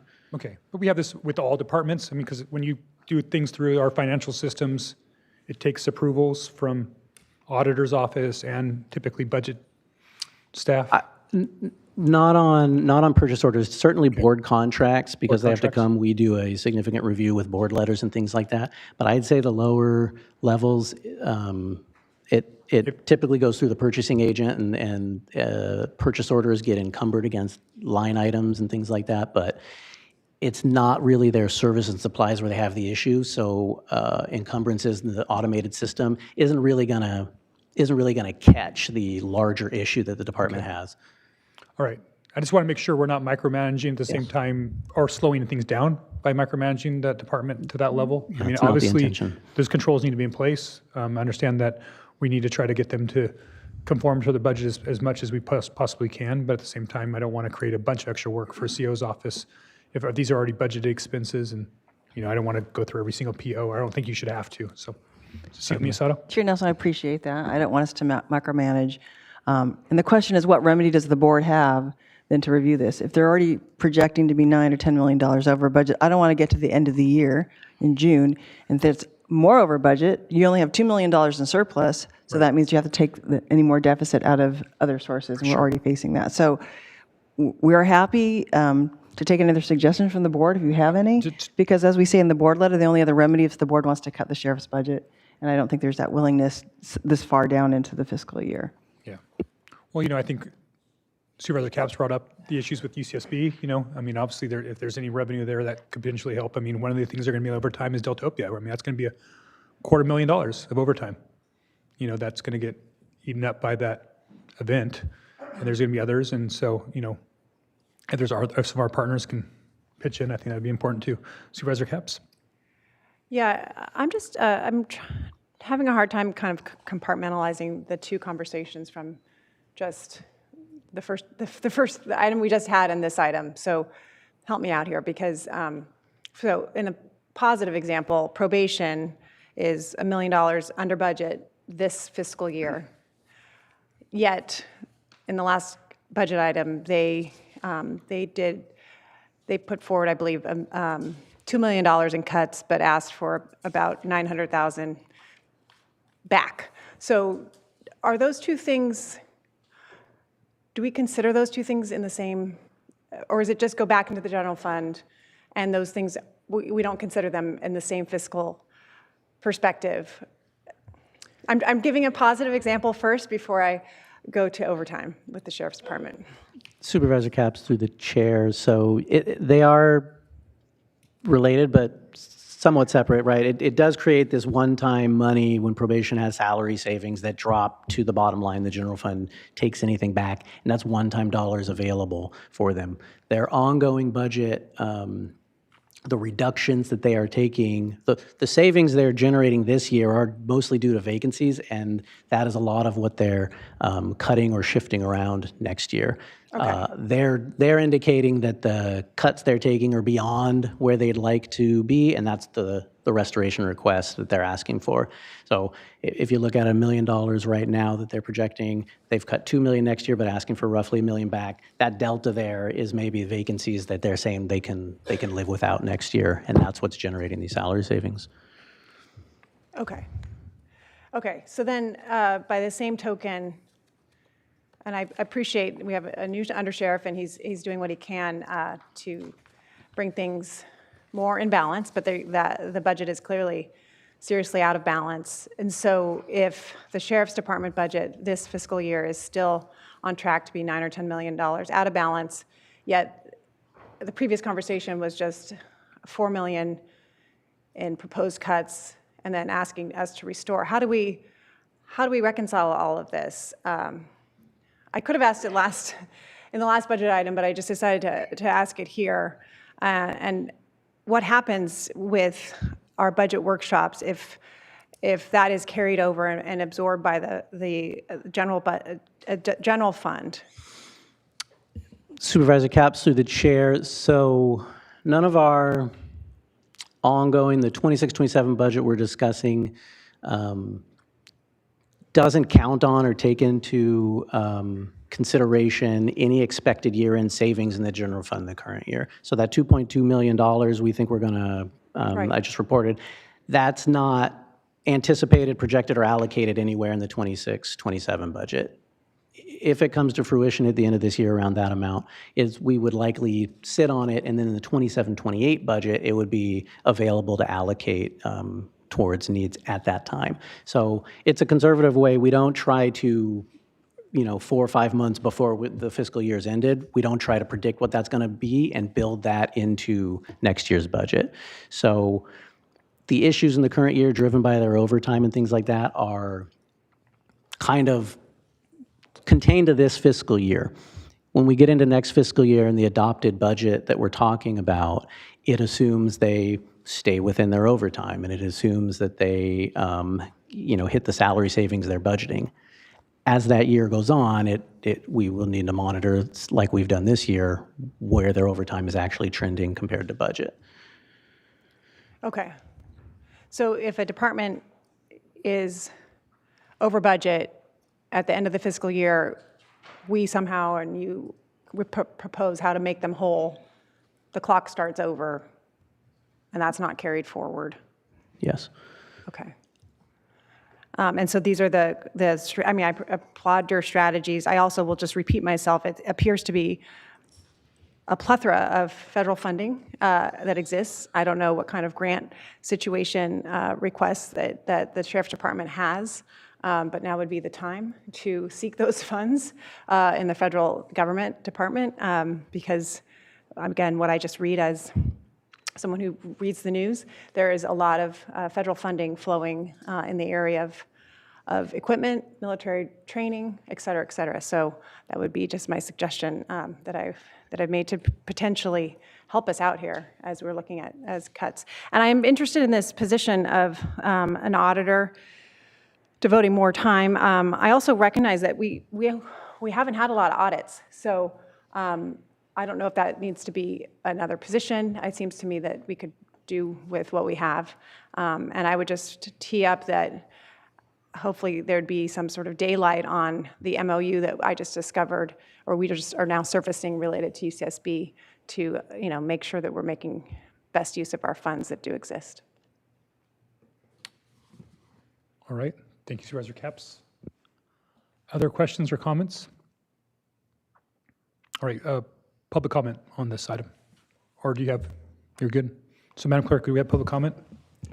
Chair Nelson and members of the board, my apologies. We have 2 requests to speak on this item, and one of our members of the public is not logged into Zoom, so we're going to Santa Barbara with Larry Barrett. Okay. Larry? I'm going to go ahead and close public comment on this item at this point.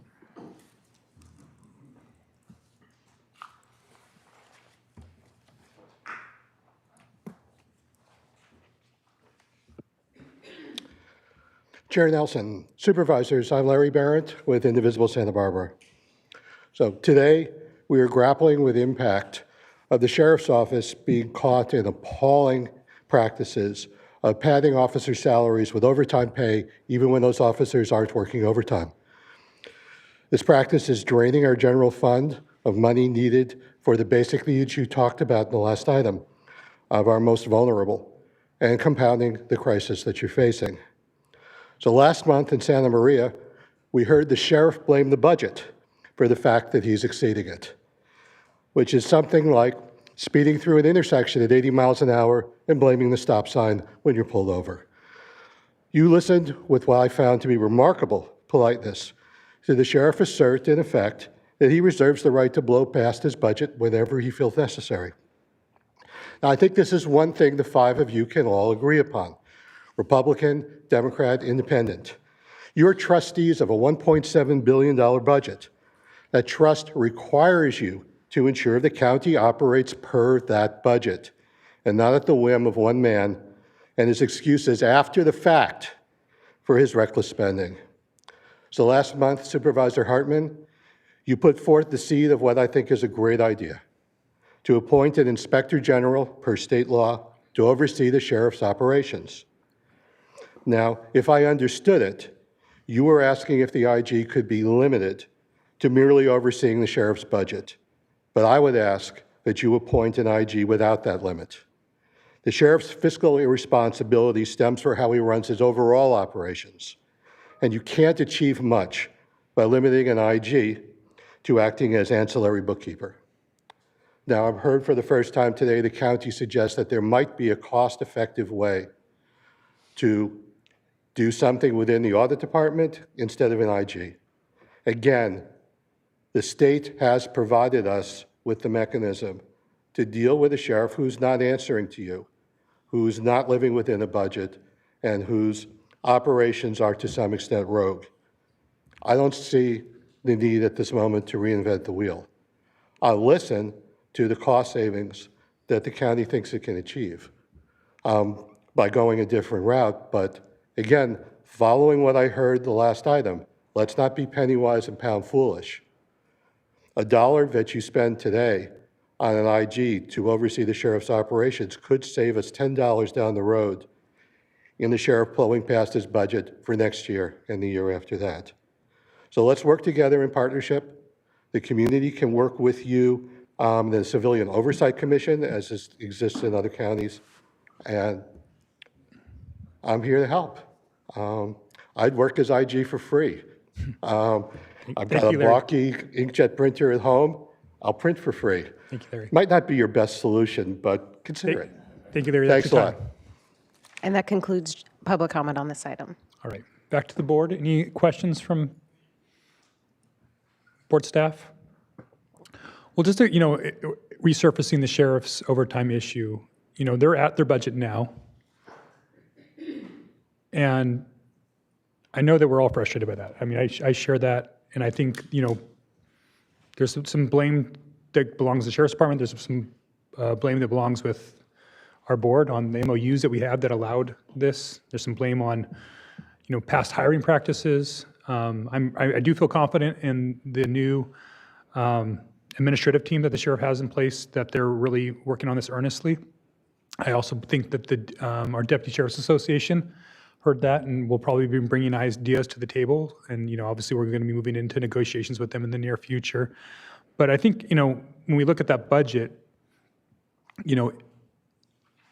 I don't think any of us want the option of, once he's spent all of his overtime budget, for him to stop providing overtime. I mean, I think if that happened, we'd have problems in the jail. We wouldn't be able to staff, big mass events in our community. So, I mean, there's some right sizing there that needs to take place.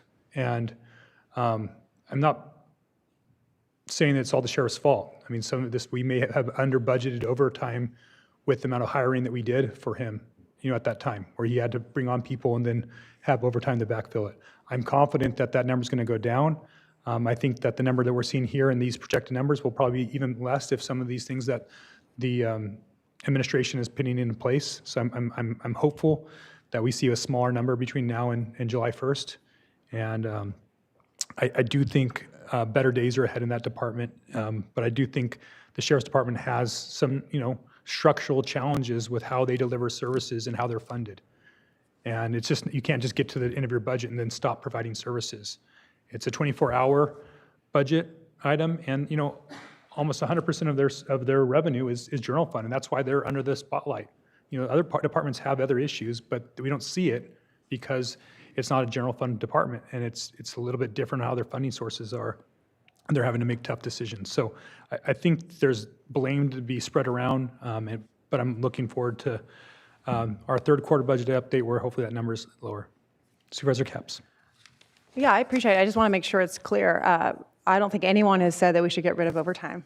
Yeah. That we all know that our sheriff deputies work really hard and appreciate the safety that they provide all of us, and our kids and our parents. But we also have to point out that it's the one department that's egregiously over budget. And going into this process of looking at our next year's budget, it's the only department that I know of that made the rounds to try to ask for more and made their cuts and then asked to restore them. And when I found out that the way in which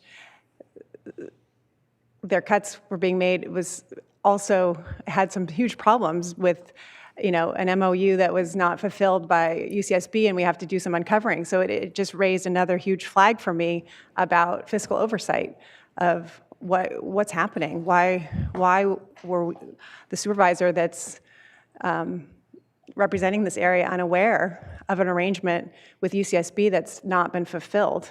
I'm not sure if Supervisor Hartman was aware of that. And so that just, again, is another big flag that things aren't in control fiscally. And that's why we're focusing on it. And that's what we need to do. But it's very challenging because we don't have eyes inside the fiscal management of the jail, given the structural governance structure here. So we have to take these measures, and I appreciate what the CEO is trying to do, and I'm fully supportive. I like the idea of Inspector General. I don't know if we have time, so I would like to do whatever is prudent, but it's not for lack of support for people who work hard and then need to get paid for overtime. Overtime after working a long shift or working 8 days straight or 4 days straight, all in favor for that. Overtime is a loophole we need to fix, just to be very clear. Thanks. Thank you, Supervisor Capps. All right, not seeing any other additional lights, can I get a motion to receive and file? I don't think there's been any additional direction from the board, so I'm looking for a motion on items A through D. So moved. Second. Motion from Lavanino, second by Lee. All in favor signify by saying aye. Aye. Aye. Opposed? Motion passes unanimously. All right, we're going to go ahead and move on to departmental item number 5. And then after departmental item 5, we will go ahead and recess to closed session, and then be taking the last item after lunch.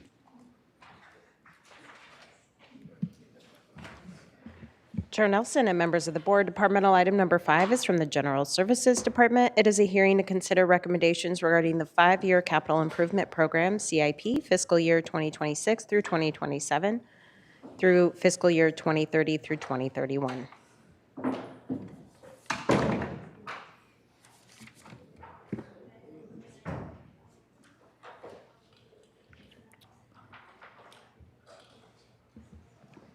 All right, Ms. Astoria, you're kicking it off?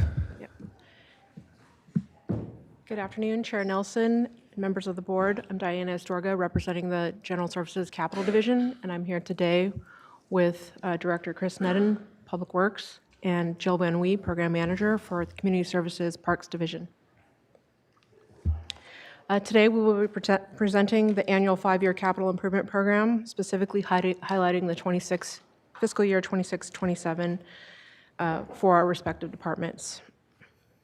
And before we begin, I'd like to just take a moment to thank all the hands who prepared this document as well as provided oversight, specifically the capital team, Kirk Lagerquist, Daniel Contreras, and Scott Henriksen, as well as the CEO's office, Sarah Gill, Chantel Ding, and Jessica Steele, as well as Ashley Crizel with the Public Works Department and many of staff division representatives.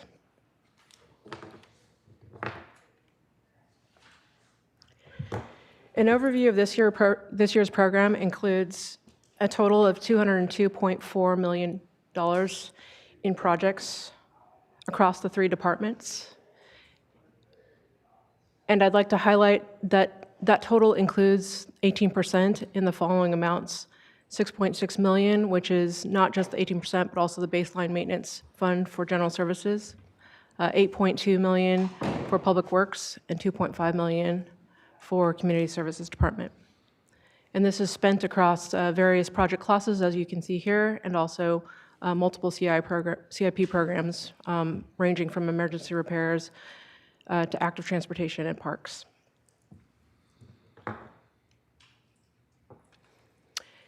And before we continue with our presentation, we'd like to just take a moment to highlight some of our 25-26 accomplishments across all departments. This slide represents multiple projects ranging from facilities maintenance to office renovations to new construction.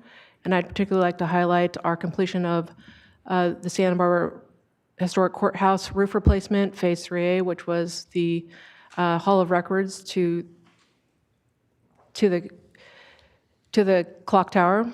I'd also like to highlight the status of the probation headquarters project, which is approximately 60% complete and is anticipated to be completed in late summer or early fall this year.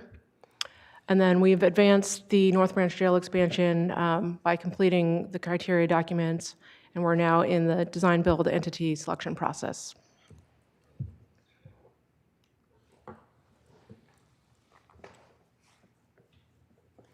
I'd also like to take a moment to highlight our energy division's accomplishments. These are an effort by our our Energy Division Manager, Brandon Kaysen, and our Project Coordinator, Alec Jones. They've awarded 9 solar power purchase agreements this year, costing $57 million over the next 30 years. They've also completed the Zero Net Energy retrofits for Casa Nueva and the Santa Maria admin buildings. They've initiated designs to install 150 EV charging stations throughout the county, and they've successfully connected or interconnected the Regional Fire Communication Center and EOC with a 250 kilowatt solar array. And they've also increased the county's renewable electricity mix from 65 to 88%.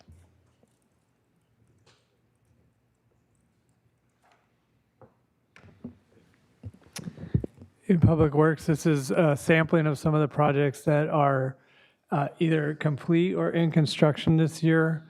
Most of these are complete or will be complete by the end of the fiscal year, with the exception being Lower Mission Creek Reach 4, which is going to construction shortly and will be potentially a 2-year project. And these 4 projects represent $44 million of investment across the county, from local sources such as state and local sources such as Measure A, benefit assessments, and ratepayer funded improvements.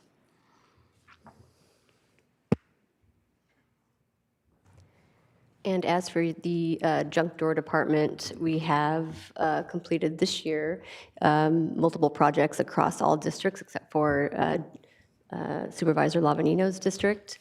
We have the Manning tennis court replacement, which is set to open this week. We have some paving projects at Goleta Beach and at Kachuma.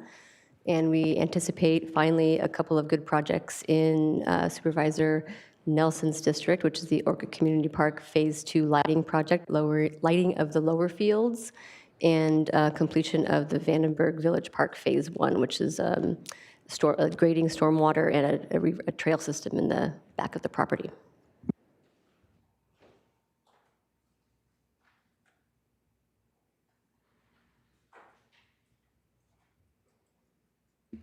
General Services would like to recommend that the 18% and annual general fund programs continue and be received for fiscal year 26-27. This table represents the deferred maintenance as well as capital projects over various categories and are based off of critical needs. Those critical needs are further defined by the use of reporting and data collected through our systems, either by maintenance connection, Street Saver, the county's ADA transition plan, and security assessment reports.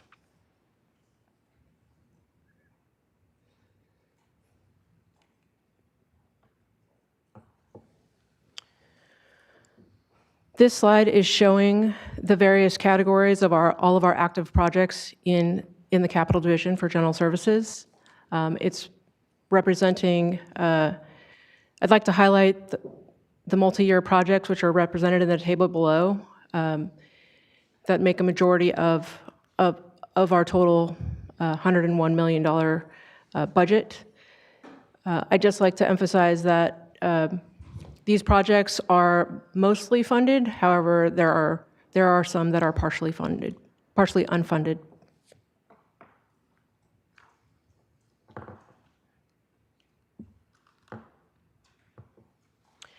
I'd also like to take a moment to highlight some of our priority projects. Currently, we are constructing the inmate reception center at the Santa Barbara Main Jail. This is just one of a few projects that have already been completed at the main jail. Also, as I previously mentioned, the Santa Barbara Probation Headquarters in downtown Santa Barbara is about 60% complete and is scheduled to be, or anticipated to be completed in late summer, early fall this year. And then the Bridge House utility improvements is set to increase on-site water and wastewater treatment for the Bridge House shelter in the unincorporated area just east of the city of Lompoc.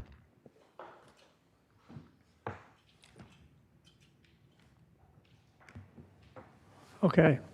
In Public Works, this of the $81 million, about 20 is represented by flood control projects, 43 is transportation programs and projects, and this is, transportation is where the 18% general fund that's used for road maintenance goes in this program. So that's where it's reflected, and this is assuming that funding levels are status quo for the 18% funding.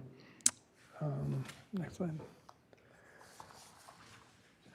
And then Laguna Sanitation, we have about $7 million worth of projects, and in resource recovery, we're at 10.1. In terms of highlighted projects, we have,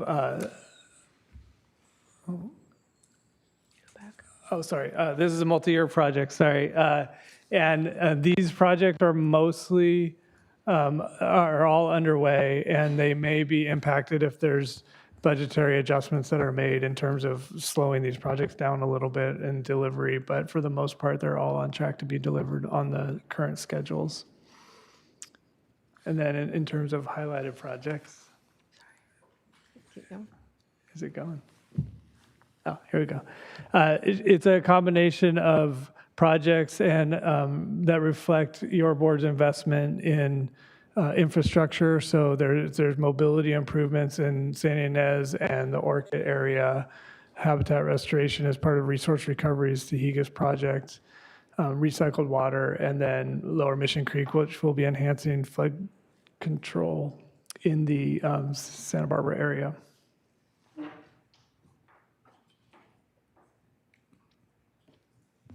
And as for community services parks, we anticipate we have about a $20 million budget this year of our $381 million capital and deferred maintenance program. We're spending that across districts as much as possible, with the majority being multi-year projects that are shown on the following slide, slide 17. And those, thanks, Diana, and those highlighted projects for this coming year, slide 18, are Santa Claus Lane beach access improvements, which is a major step in a long-term planning project in conjunction with Public Works. Thanks, Chris. The Kachuma water line upgrades and pavement renovations. This is the final phase of a major fire suppression water line going into Kachuma over the past 15, 20 years, and affordable accommodations at Halama Beach. One thing I really want to note in addressing some of the earlier departmental items this year is, honestly, if given this year and next year, if we're able to complete projects with anticipated funding, we'll have reduced our deferred maintenance, which is this year at $76.3 million.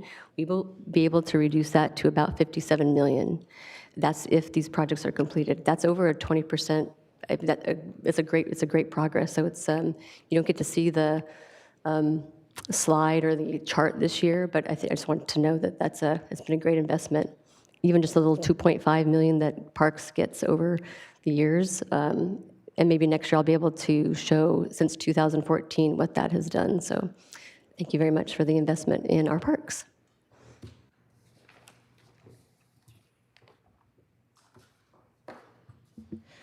Due to ongoing budget challenges, tied to increased operation costs, rising salary and benefit costs, as well as the high cost of the North Branch Jail expansion, the fiscal year 2026 to 2031 capital plan does not reflect spending on any new one-time discretionary funded projects.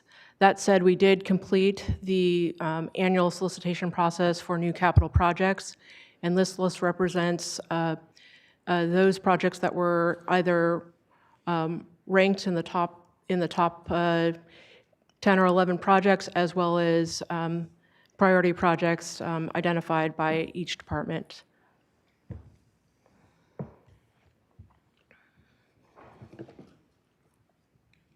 And this concludes our presentation. So we'd like to move forward with the recommended actions of receiving and filing the detailed 5-year capital improvement program for the 2026 through the 2031 years. Review and grant the preliminary non-binding conceptual approval of the projects contained in the CIP, and refer the new CIP projects to the Planning Commission and request analysis of these projects proposed for planning, initiation, and construction in future fiscal years for conformity review with compliance of 65402, 401, and 402, and also to determine that the proposed actions do not constitute a project within the meaning of the California Environmental Quality Act. Thank you. Thank you, Mrs. Storia. Supervisor Lavanino. Oh, I got a quick question. I'll go to you, Supervisor. If you can go back to that slide 19. I just want to make Supervisor Lavanino feel a little bit better. I think the courthouse is in the 5th district, just for the future, on there. So you get a little bit of love. I need a project. Yeah, I was going to So say. I just want to make sure you. give me a roof replacement. Yeah, we got the you. Santa Maria courthouse on there. Thank so you. I just want to make sure we had that. I did have a question, though. Yeah, please. So on the actual Santa Barbara County Courthouse roof replacement, I noticed we're in 3A. How far out? I thought the 101 was a project we would never get done, There's but 47 sections. yeah, I'm starting to think. 3A, so how many are there? How much more do we have to go? There's 2 additional phases after 3A. Okay. And The reason why that's split into multiple phases is that when the project was initially presented for that fiscal year, we were asked to reduce the amount, Yeah. so then we broke that phase into a sub-phase. thank you. How long ago, I'm just curious, like how, is this one of those things where we get to 5 or 3C or whatever that one is? Do we got to go back to 1 again? I mean, how long was it? That's a 50-year project, right? Something like that, 40? Okay, good, thanks. Supervisor Lee. So I see we're doing a lot of improvements at Cachuma Lake now in the next couple of years. So the question is, I remember Steve brought it up about discussion about swimming at the lake. I don't know if this is the right place to ask it, but does everybody know when or if? I can give a quick update real quick. So the federal government's fine with it. It's all the water purveyors downstream. Okay. Carpinteria, Goleta, Santa Barbara. They're. I would say it's not that they don't have any interest, but their number one priority is water purveying for their customers' drinking water. Okay. Recreation is not anything that they're concerned about or feel that is like important to them. And so any additional costs, any additional, it's not something that they're really interested in. And so if there is additional costs, we would be picking it up, which obviously I think that's important to us, but in the fiscal situation we're in right now, I would say that's something for a few years down the road at least. But yeah, the water purveyors downstream, the federal government's the one that would make the decision, but they want us to have everybody on the same team. And unfortunately right now, not everybody's on the same team. Thank you for that update. All right. If we can go back to slide number 9, I just wanted to highlight something for a moment.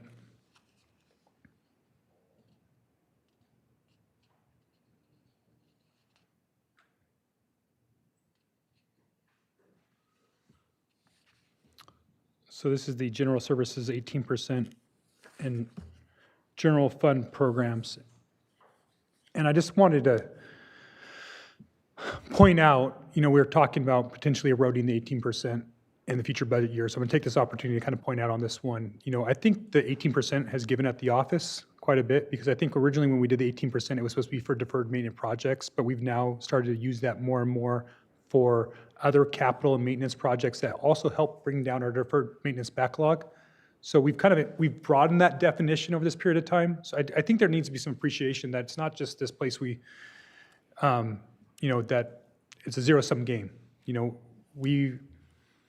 Right here you see $5.3 million of 18% is going to general services, but really what we consider deferred maintenance projects is only 1.5 million of that. So I just want to again point out that deferred maintenance from its original intention back in 2014 has gone through some multiple evolutions, and including changing what unallocated revenue looks like, changing what we can spend that on. So I think that funding source again is just, I didn't want to skip this opportunity to point out what an important piece of the overall capital and maintenance strategy we have in the county that money is. And again, and just lobbying and putting that bug in all of your guys' ears, it's really important that we keep that ongoing with at least where it's at right now in the next couple of years. So just wanted to point that out. CEO Miyasato. Chair Nelson, just maybe Director Lagerquist can answer this question. So your list of deferred maintenance, where you have a general line, of your other list of projects, are those not deferred maintenance? Could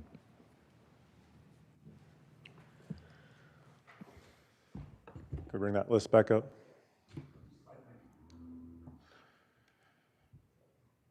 So while we have the one line there, deferred maintenance, I mean, that is what it says. But I mean, the other ones like flooring and window maintenance, electrical systems, these are all items that are well past their useful life. And so, I mean, we're replacing items that are necessary and would become or are basically are deferred maintenance. So yeah, they're broken into different categories, but they're all considered deferred maintenance. Well, and I think that's where deferred maintenance has allowed us to have a capital budget, right? Before, we didn't really have that. And so this new growth that we've been able to year after year do has allowed things like that to happen and get it paid for. And yet solve some deferred maintenance issues when we replace capital, and that helps bring our backlog down. But I just want to point out how important that is ongoing. That was really the focus there. Thank you. I didn't mean to argue against it. I just want him to point out those are all deferred maintenance projects. Well, and we build a new building. It potentially, like let's say probation, we're going to build a new probation building. On day one, that should have 0 deferred maintenance. We have a probation building with a lot of deferred maintenance. And so we're going to tear that down. And so that number will go down. So capital and deferred maintenance are 2 pieces of that solution. And again, I don't want to see any of that eroded, if possible, in this budget cycle, because I think we've done a lot of hard work to get where we're at right now. I think, as Jill mentioned, at least community services, they've got a good story to tell that their numbers going down. I don't know if general services and public works can say that their numbers are going down. That'd be a great luxury. And but again, I think we just need to keep riding this ship as far as we can. All right. Any jump back on Supervisor Lavanino's question earlier about the courthouse roof. So yeah, when we did that project, it was, I don't know, in the like $10 million range to do the entire roof at one time, which was not a very palatable number. So we broke it into multiple phases. It was built in 1929 and coming up on its 100 years, and this is really kind of the first time we've addressed the roof. So I would envision the roof lasting for about another 100 years. Yep. Supervisor Capps. Just a compliment on the probation building, since you brought it up. I drive by it daily, and it's incredibly fast, that construction. So I just want to give a shout out to the workers. Thank you. All right. Go ahead, and if we can get a motion to receive and file. Oh, I'm sorry, is there any public comment on this item? I didn't see any, sorry. Chair Nelson, members of the board, I just wanted to note for the record, we had no requests to speak. All right, so can I get a motion to items A through D? So moved. I'll second. All in favor signify by saying aye. Aye. Opposed? Motion passes unanimously. And we will go ahead at this time and break for closed session here at 12:31. Thank you, Mr. Chair and members of the board. The board is scheduled for one item closed session, anticipated litigation. It's significant exposure to the litigation, one case, and there's a claim that's attached to the agenda that gives the details. And the time estimate for closed session is about 20 minutes, but I'm not sure if you'd like to add any time on for eating or a break or anything. Yeah, we'll be back no earlier than 1 o'clock.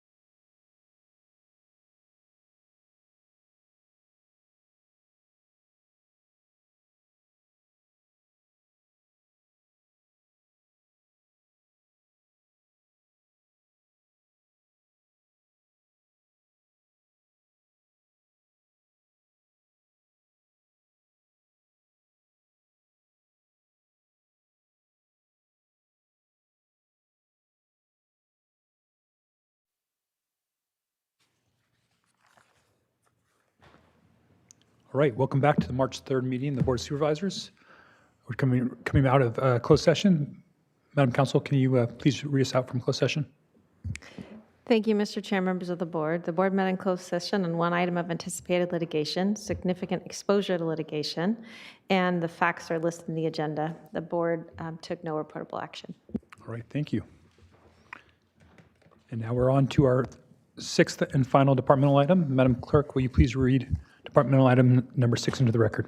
Chair Nelson and members of the board, departmental item number 6 is from the Community Services Department. It is a hearing to consider recommendations regarding the economic impact of the creative economy in Santa Barbara and Ventura counties.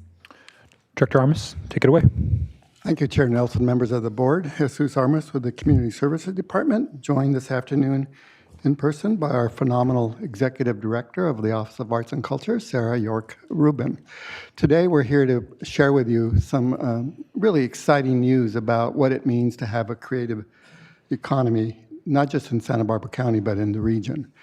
We often think of arts and culture as the qualitative side of our lives, but really when we look at it more carefully and more critically, we find that it has some very significant quantitative aspects to it, and then more locally, that it has some enormous positive influences on the local economy, both in terms of serving the economic value of a variety of fronts and also in the employment arena.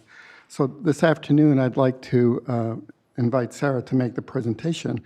I would note, as stated in the board letter, this is not the first report of this type. The county has been involved in preparations of this or similar studies for over 25 years, so we have the benefit of a longer-term perspective. And with that, Sarah, if you would. Good afternoon, Chair Nelson, members of the board. Today, we'll take a look at how the county's creative economy drives jobs, income, tax revenue, and long-term resilience. We often talk about arts and culture in terms of community and identity, which remain important, but this afternoon we're focusing on their significant economic contributions. I'll begin with some national and statewide context before we go into our local analysis. Increasingly, state and federal agencies are recognizing the unique role of creative industries in helping regions diversify commerce, attract talent, grow small business, and adapt to change. Their public policy and workforce investments are aligning accordingly. For the county to be competitive for these funding opportunities and to participate holistically in regional economic planning, it became clear that we needed to better understand and articulate our local creative economy. The Regional Economic Development Collaborative, with representatives behind me today, came to that same conclusion. They approached us, and together we engaged the UCSB Economic Forecast Project to analyze the data, which is even stronger than anticipated. So despite the stereotype about starving artists, the creative sector contributes over $1 trillion annually to the U.S. economy.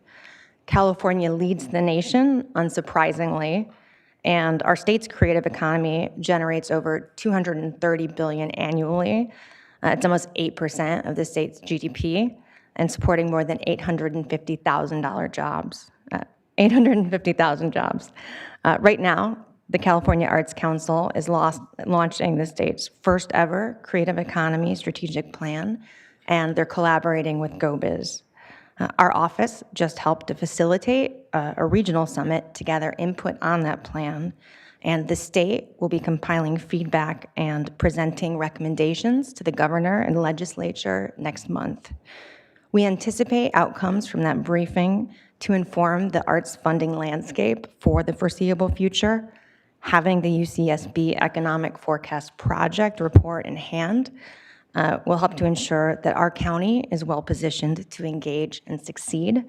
And it's my honor to welcome from the UC Economic Forecast Project, Dr. Peter Rupert, who should be joining us on Zoom. Yep, I'm here. Thank you, Sarah. Sorry, I'm on Zoom. Maybe it's better. I had the flu last week, and so it's probably good that I'm just not around people. But I was on my way, and then there was some traffic, and I couldn't make it in time, so I had to end up just veering off and coming home. Anyway, yeah, I've been working for a while on this, and I can tell you there's a few other ancillary things that we're doing. In particular, I've been talking to the Santa Barbara Bowl, you know, and I think many of these organizations, Music Academy of the West, et cetera, you know, and what Sarah said is right. I mean, it's part of our community. And, you know, I can tell you now without certain arts and arts education and music, theater, et cetera, you know, Santa Barbara would not be such a great place to be. And so it attracts tourists, it attracts locals. You know, people here come here because they want to live amongst, you know, a lot of art, et cetera. So, you know, it is a big thing. And so let me explain a little bit on the next slide. So we ran this thing, and it's called Implan. And Implan is a well-known device. It's a computer program that's based on what are called United States input-output matrices. And what they are, you know, we know every dollar that gets spent from some company, we know where it goes. We know if there's a dollar spent, that 15 cents might go to legal fees, 12 cents might be to get furniture, you know, 37 cents to get employees. We know where those things are. And given that, we also know the next stage. We know that if they, for example, buy, you know, furniture from, you know, a local source, then we know that that local source had to have inventory, they had to have employees, they had to have the size of the shop, they had to do all these things. So that trickles down to the rest of the economy. And what you can see here is the economic output in Santa Barbara County. It's actually not 3.77 billion, it's 3.83 billion. But you know, it's a hefty number. And you know, the size of this industry. And again, it's very difficult to say what the industry is. We'll talk about that in a second. And you know, there's some things that you think should be included or not included. You know, my best guess is that this is a lower estimate for the following reason: that there are lots of people who might be doing something that are it's hard to describe whether it's in the arts and education, culture, et cetera. And the way these data come is when somebody is providing, you know, data on their forms, they have to list what industry they're in. And so that's what this goes by. So you can see there's 3.83 billion in output, 1.3 billion of labor income alone, and 469 million that goes to payments and taxes. Let me mention what this number means. This is not based on certain rates. This is actually based on the amount of tax that's actually paid by the various institutions. Okay, next slide. So in general, this is what's in there. This is again, you know, we have to make a little bit of a judgment call here, and we sort of stuck by what several other people have done in California, the California study by Otis, et cetera. Entertainment, architecture, interior design, performing arts, communication arts. You can read it as well as I can say it. So, you know, all those things are in there. And we wanted to do this to sort of bring it all together. I mean, if you look at any one particular part, it may be tiny, you know, and so what we've done is basically add these up into these groups. We have organized them according to what are called the National North American Industry Classification System. And what that does is every industry has a code. And it starts out with a 2-digit code. This is used by the Small Business Administration, by the Bureau of, by the Census Bureau, all kinds of things to find out where people are. Okay, so we wanted to really, you know, dive into it. And as I said, you know, like numbers, the first 2 numbers are the large sector. This can get up to 6 numbers long, which really drills down into very particular things. And we tried very hard to, to do these things that are close to what we think is in creative arts. Okay, the next one.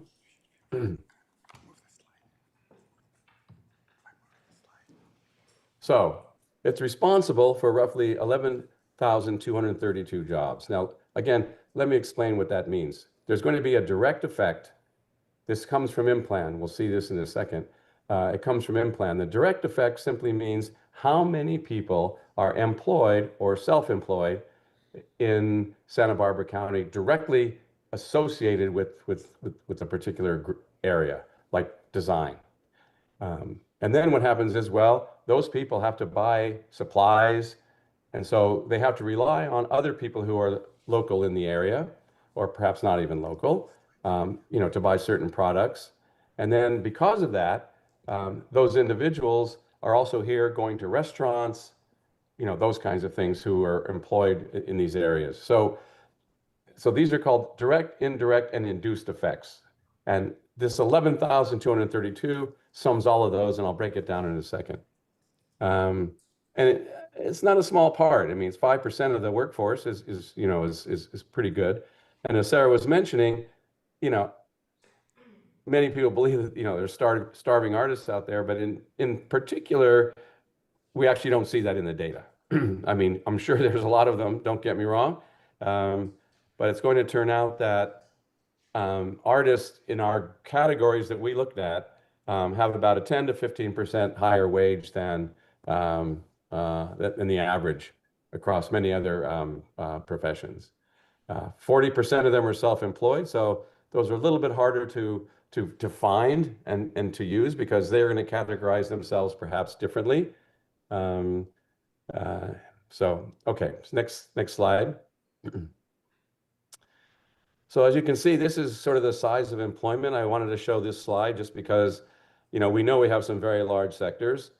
Some people could say government's too big. I'm not going there because I'm hired by the state, So obviously we have some, very, very big sectors, government, ag, et cetera. But as you can see, once we get out of the very large sectors that are out there, it's as large pretty much as, construction, manufacturing, finance, et cetera, et cetera. So this is not a small area, that we're dealing with.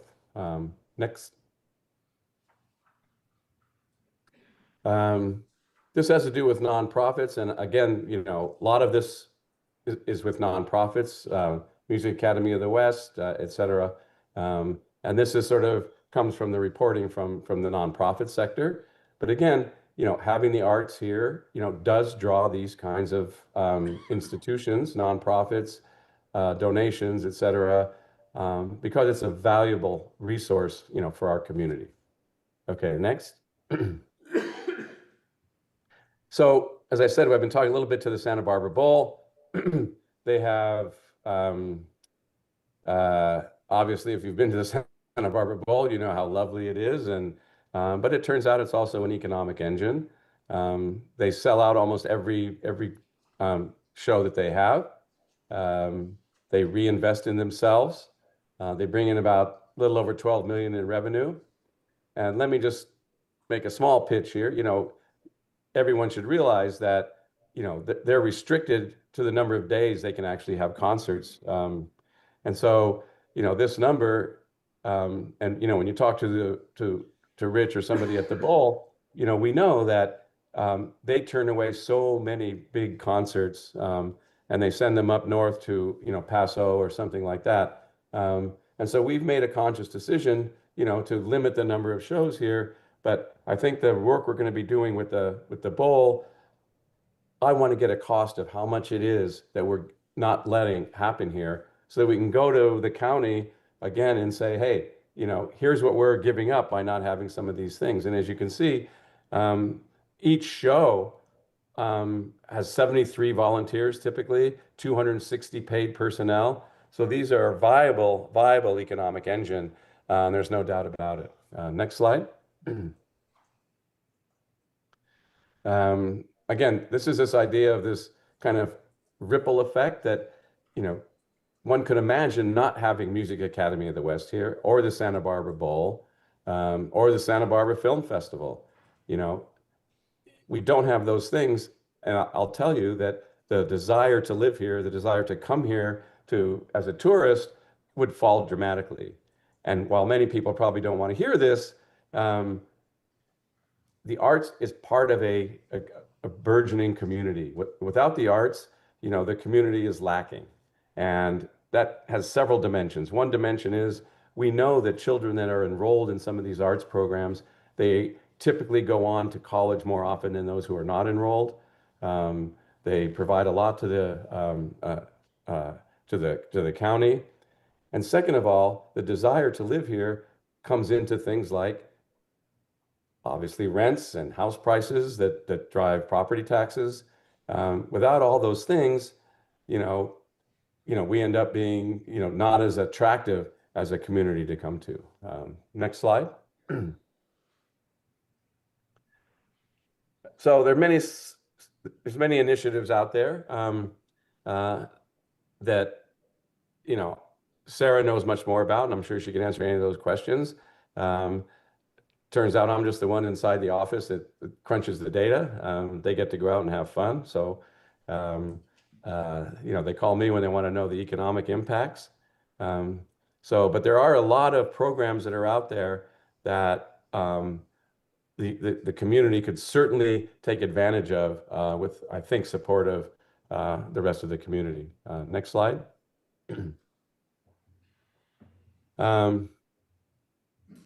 So again, maybe this is Sarah's part. I don't know, or whomever should do this. This is to accept this sort of thing as a viable report.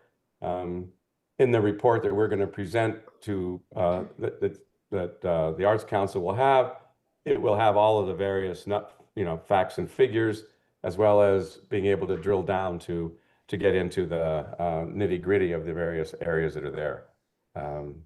So Sarah, I think I leave that to you. Well, thank you again, and we're grateful to Peter Rupert for his support over several years at this point. We've been measuring the growth of the sector, especially as it's rebounded post-COVID, as well as some of the struggles there. To his note about arts on a policy level, we're grateful for your board's support of the Studio Tours Ordinance revision, or the Land Use Development Code, and thinking, I think, holistically about the role that policy can have in shaping economic opportunities for our working creatives. Work with your board over the last 25 years, as Mr. Armas noted, on these studies has positioned us well. And recent grants that we've received from the state, including the Individual Artist Career Awards and the California Creative Corps, which was $4.75 million, were both targeted towards workforce investment. Additionally, we're slated to receive funding from the Uplift CA Jobs First initiative to help local artists pursue careers in public art. And we were able to support that ask with Percent for Arts funding. So there's a big intersection, I think, of the policy and direction we create here and receive from your board in our viability for public funding at the state and federal level. So with that, the recommended actions for this item are to receive this update, thank you, and offer any additional direction as appropriate, and determine this is not a CEQA project. All right. Thank you, Ms. York-Rubin. Questions from the board? Supervisor Hartman. I just, I'm excited about this project. The arts are, to some extent, at least when you think about the economics of it, hard to get your arms around. And so I really appreciate this report. Santa Barbara is known for its natural beauty and for the artistic community, the theater, the visual arts, the music, that it's a happening scene, and that makes people want to come here both to live and to visit. And I think how it's situated, Santa Barbara, vis-a-vis its neighbors, I mean, I think that really distinguishes us. There's just little stories. I asked a teacher in Lompoc, she was teacher of the year, what drew you here? What kept you here? And she said, the murals. And I was sort of shocked. But that was, it distinguished the community. I remember in Guadalupe when they had the sculptures around, and it just, everybody just livened up in the whole town. Cyclists came through and wanted to have their selfies. It just created a vibrancy that wasn't there otherwise. I think of the Lompoc Theater, and that's exactly what we're trying to do with that project. Perhaps one of the most impressive things I saw was Alma Hernandez and my staff works on the Corazon del Pueblo in Santa Maria, and how important that is, arts for Latinos in that community. Two young men came and they were learning just to talk and share their enthusiasm, because they were just learning about the music of their cultural tradition. And I can't impart how significant this was to their sense of self and who they were, and that it grounded them and connected them to their ancestors, and something that they could offer, and something that they could reach into the future about. So it's ineffable, and this helps to try to articulate in some ways, but it's so much more. And it is, I think, what makes us quintessentially human, and it's at the core of culture. And so I just appreciate this opportunity to talk about what it means for us. Thank you. Thank you. Supervisor Capps. Yeah, thank you. It was very helpful to read this report and see the economic heft. I wanted to just ask if there were any surprises to this report. You said the data was stronger than even you expected. Anything else or specifics that jumped out? Thank you, Supervisor Capps. Something that was striking to us was that the number of direct jobs and employment in Santa Barbara County is 25% higher than Ventura County, despite the population differential and their proximity to Los Angeles County. So I think that speaks to the density even of arts organizations here. We have over 400 arts and culture nonprofits, and they've remained a major employer. So I think that was something we were excited to see, and speaks to the investment through things like the cultural arts grants that the county does. Well, thank you. That's good to hear. And I'm happy to hear Peter Rupert speak about the wages being higher than I would have necessarily thought. But what about the jobs, housing imbalance? Did you get into that? I mean, are people actually living here if they're working here? The arts and culture sector, I think, is experiencing the same challenges that the others are. It's certainly feedback that we receive frequently. And we are having some attrition with our local artists, who, especially the emerging ones, who I think are some of the most dynamic, who just can't make that stronghold. And it's even impacted our calls for art. People who consider themselves Santa Barbara County live in San Luis Obispo or Ventura, and we expanded our calls to Tri-County, just so the artists who identify as local can still participate. So it's a major issue, and we have seen a lot of models like Wave, which is like an artist studio live workspace down in Ventura County, that have been very popular and successful. So that's a studio. Does that have housing or just? Yes, it's like a live work. It's a government, essentially, one of the projects for affordable housing. Oh, interesting. Yeah, my niece is an artist, and she participated in one of those in Marin County. It was interesting. So, and I just want to speak with what Supervisor Hartman said about the cultural breadth of the artists and the art that's here, because, as a child of the 70s here, I do strongly associate Santa Barbara with an arts culture. I kind of grew up in this sort of hippie, solstice-y type vibe, but very white, very predominantly, that's my memory, right? But now it's so much more diverse, and And to see that reflected and to see so much progress and so much diversity and richness to the culture here. And just a shout out to my colleague, Danielle Aguirre, who was one of the founders of Mujeres Makers Market, which is allowing artists to sell their art in this very grassroots way. So I know that's just one of many, many examples. Anyway, thanks for the report.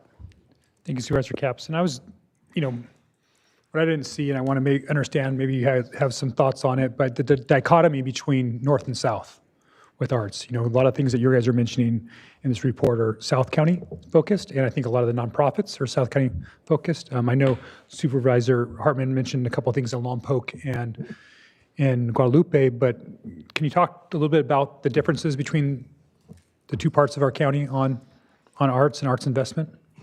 Absolutely. Thank you, Supervisor Chair Nelson. Regarding the county's arts investment, for the funding that is for the Arts Commission or discretionary project-based, we always pursue a holistic countywide lens and even, I think, make an effort when possible to double down in North County specifically. And I think we've been grateful to see the state kind of align on some of those same investments, I think, with advocacy from your board. Supervisor Senator Lamone has been able to procure funding investment for the Lompoc Theater Project, for the Royal Theater in Guadalupe, and there's been, real critical mass behind that, and staff on the back end, and you don't see that as much, I think, have been working to support those initiatives, to help them find contractors, and to really do what we can to make sure that those thrive, because as you know, I think the capital funding is just part of the equation. But yeah, we've really tried to calibrate investment up there, and also even established a North County office via Hannah Rubicava here with me in Waller Park, just to make sure that there's physical access to meet with county staff members more equitably. Were you able in the study to, was there a percentage difference north and south? Could it dive in that deep on the investment? Yeah, so I could talk a little bit about that, yeah, please, Bob. So,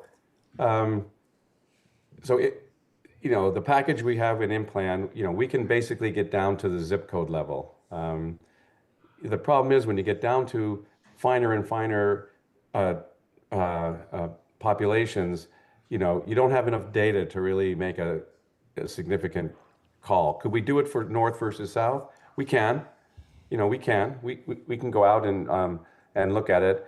We're kind of constrained a lot by what gets collected by the Bureau of Labor Statistics, for example. Once you get down to 40 and 50,000 people, it's very, very difficult to get the data. But for a lot of it, we can, if we can categorize it North versus South. Maybe north of Goleta, whatever.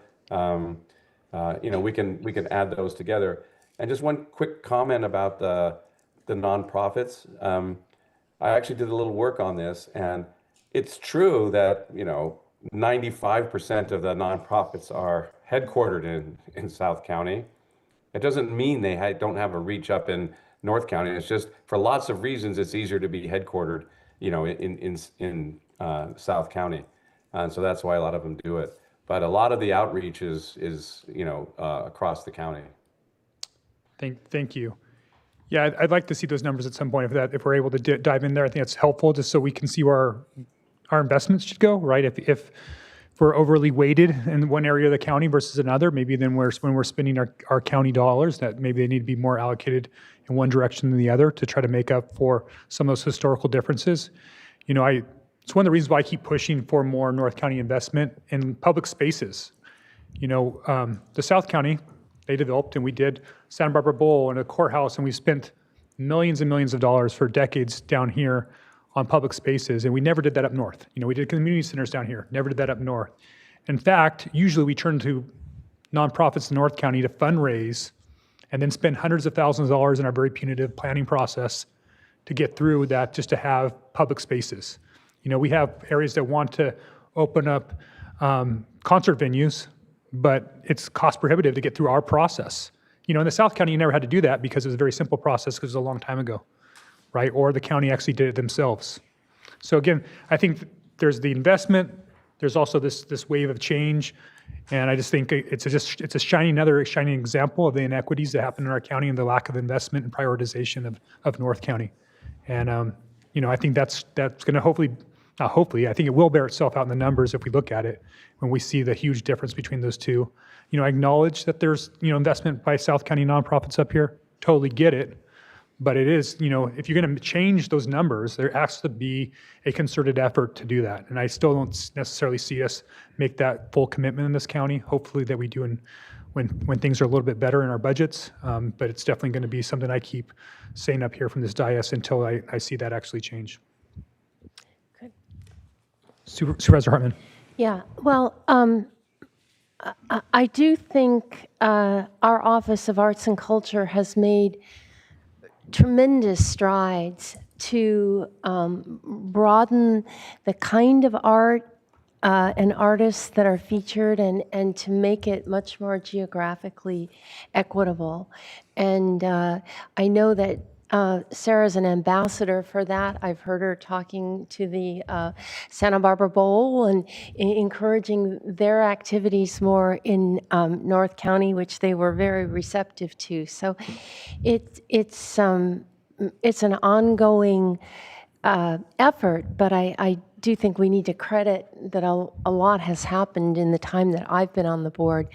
I also, I'm not sure that the economic analysis gets to this, but so often it's artists that come into a blighted area and redevelop. They're the ones, and then the prices go up and they're priced out. And I think that happens residentially. I think it also happens in commercial areas. And that's, of course, what we're hoping with the Guadalupe Theater and the Lompoc Theater project, that will drive redevelopment, that will increase property taxes and really kind of lead the charge for greater vitality in downtown areas. And I just wondered, Dr. Rupert, if you would comment on that.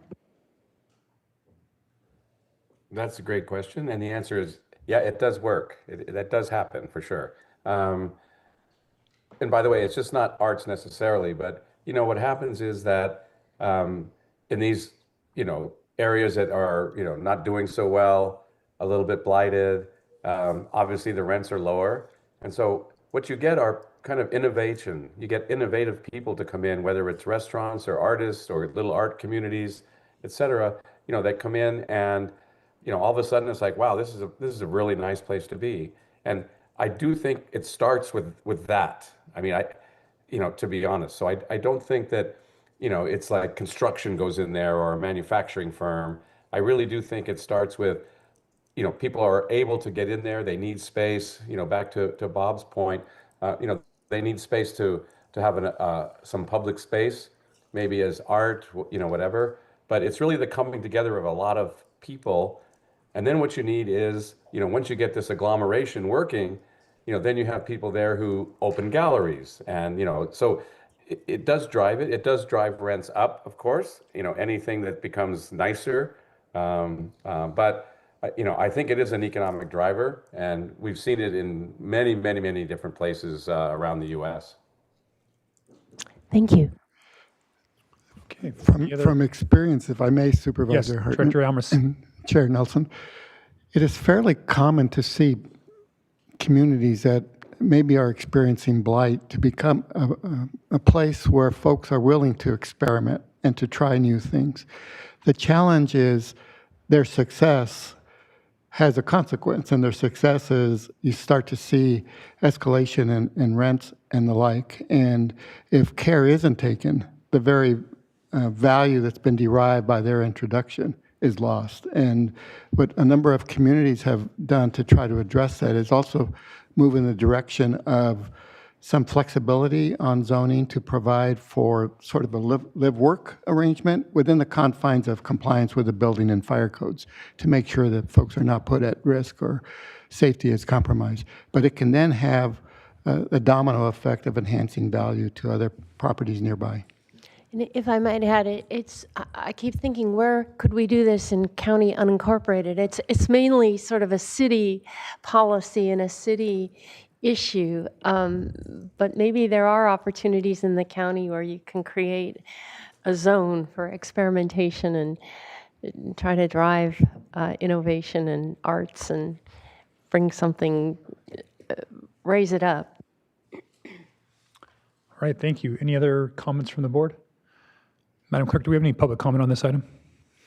Chair Nelson and members of the board, yes, we have 2 requests to speak from the public on this item. I do believe Karen Howenstein has left our meeting, so that leaves Bruce Stensley, who is our only speaker on this item. Bruce? Thank you. Good afternoon, Chair Nelson, members of the board, staff. Bruce Stensley, President and CEO of the Economic Development Collaborative. We're based down in Ventura County, but do lots of projects from Los Angeles through Santa Barbara, Central Coast. Thrilled to be here and to see and listen to this dialogue today. Just a couple of quick points. Some 6 years ago, looking at the larger economy of the 2-county region, we commissioned a report through Los Angeles Economic Development Corporation and the Otis School or College of Art and Design, and very specifically looking at the idea of the creative economy. We were very passionate about the players in the arts and culture, but we were also interested in understanding what was happening in the larger innovation economy. And so you may have heard from the presentation and the materials that that analysis includes a look at everything from architecture to design and communications and fashion and the film industry. And we're really looking at the manifestation of creative, innovative activities across a variety of industry sectors. And thrilled about arts very specifically, but about the way people find their pathway in expressing that economically and in occupations. What we learned back then is it was in the 2 counties together that we looked at, Ventura and Santa Barbara County, about $6.5 billion then. But tragically, we got that report, I think, in February of 2020, and you may recall that the next month the economy was shut down and we lost some momentum and we were interrupted. And we are thrilled now, to the real point of my being here, it's the leadership of your team and Dr. Rupert and others taking a fresh look at this data, updating it, and getting the same kind of information with its rich diversity. And we're thrilled to be a partner in that. So I guess really what I want to focus on is what do we know or what have we learned from this process? And we think there are 3 kind of core takeaways. One is the core economic sort of data, and the reality is we think we're looking pretty closely at apples to apples in the previous report and using these models. And from pre-COVID to today, it looks like this economy, the creative economy writ large in the 2 counties, has grown from $6.5 billion to more like $8+ billion. That's a remarkable improvement and increase, fighting headwinds of all kinds, especially when the creative economy tends to be human contact, engagement, and so interrupted for that COVID period. So thrilling to see that it's a piece of the economic recovery for the region. The second point that we've learned for a long time and had reinforced especially by this data is this extraordinary correlation that I think you've been talking about here in a variety of ways. That is a correlation between the performance of the creative economy, arts and culture and all manifestations, and what is the performance of the larger economy. We use a number of phrases about this. Come here because we want to live, work, and play. Well, that play piece and the community engagement and the quality of life, if we don't have this kind of innovation and creativity, people don't want to live here. They don't want to overcome the barriers. And related to that, you can't pick up a newspaper anymore and not discover a story about the impacts of automation or of AI, et cetera. Well, the alternative to that, of course, or the combat to that, is the expression of innovation, of creativity, and not only just in the narrow arts, but across all dimensions of the economy, and figuring out how we create new occupations, new contributions to community, and we're looking at that data. And finally, the third point is, your behavior and what you do both in the community and at policy and at the staff level is always is influenced by what we know. And now that we know this, I know that your team, our team, and others working with you we'll be better stewards, better able to allocate resources, better able to be informed about the kinds of investments that support arts and culture, but even more broadly, what are we doing to support innovation and education at the university level and opportunities to network resources across all industries, taking our creative talent in human capital and making that a contribution to the larger economy. Without this data, we can't do that, so we're thrilled to be a partner. Thank you. Thank you, Mr. Stensley. And I gave him additional time just since he was one of our partners on this, and I thought it was important for us all to hear from him. Thank you. And that concludes public comment on this item. All right, any additional comments from the board? All right, seeing none, can I get a motion to receive and file, which is items A and B? So moved. And I'll second. So motion from Hartman, second by Capps. All in favor signify by saying aye. Aye. Aye. Opposed? Motion passes unanimously.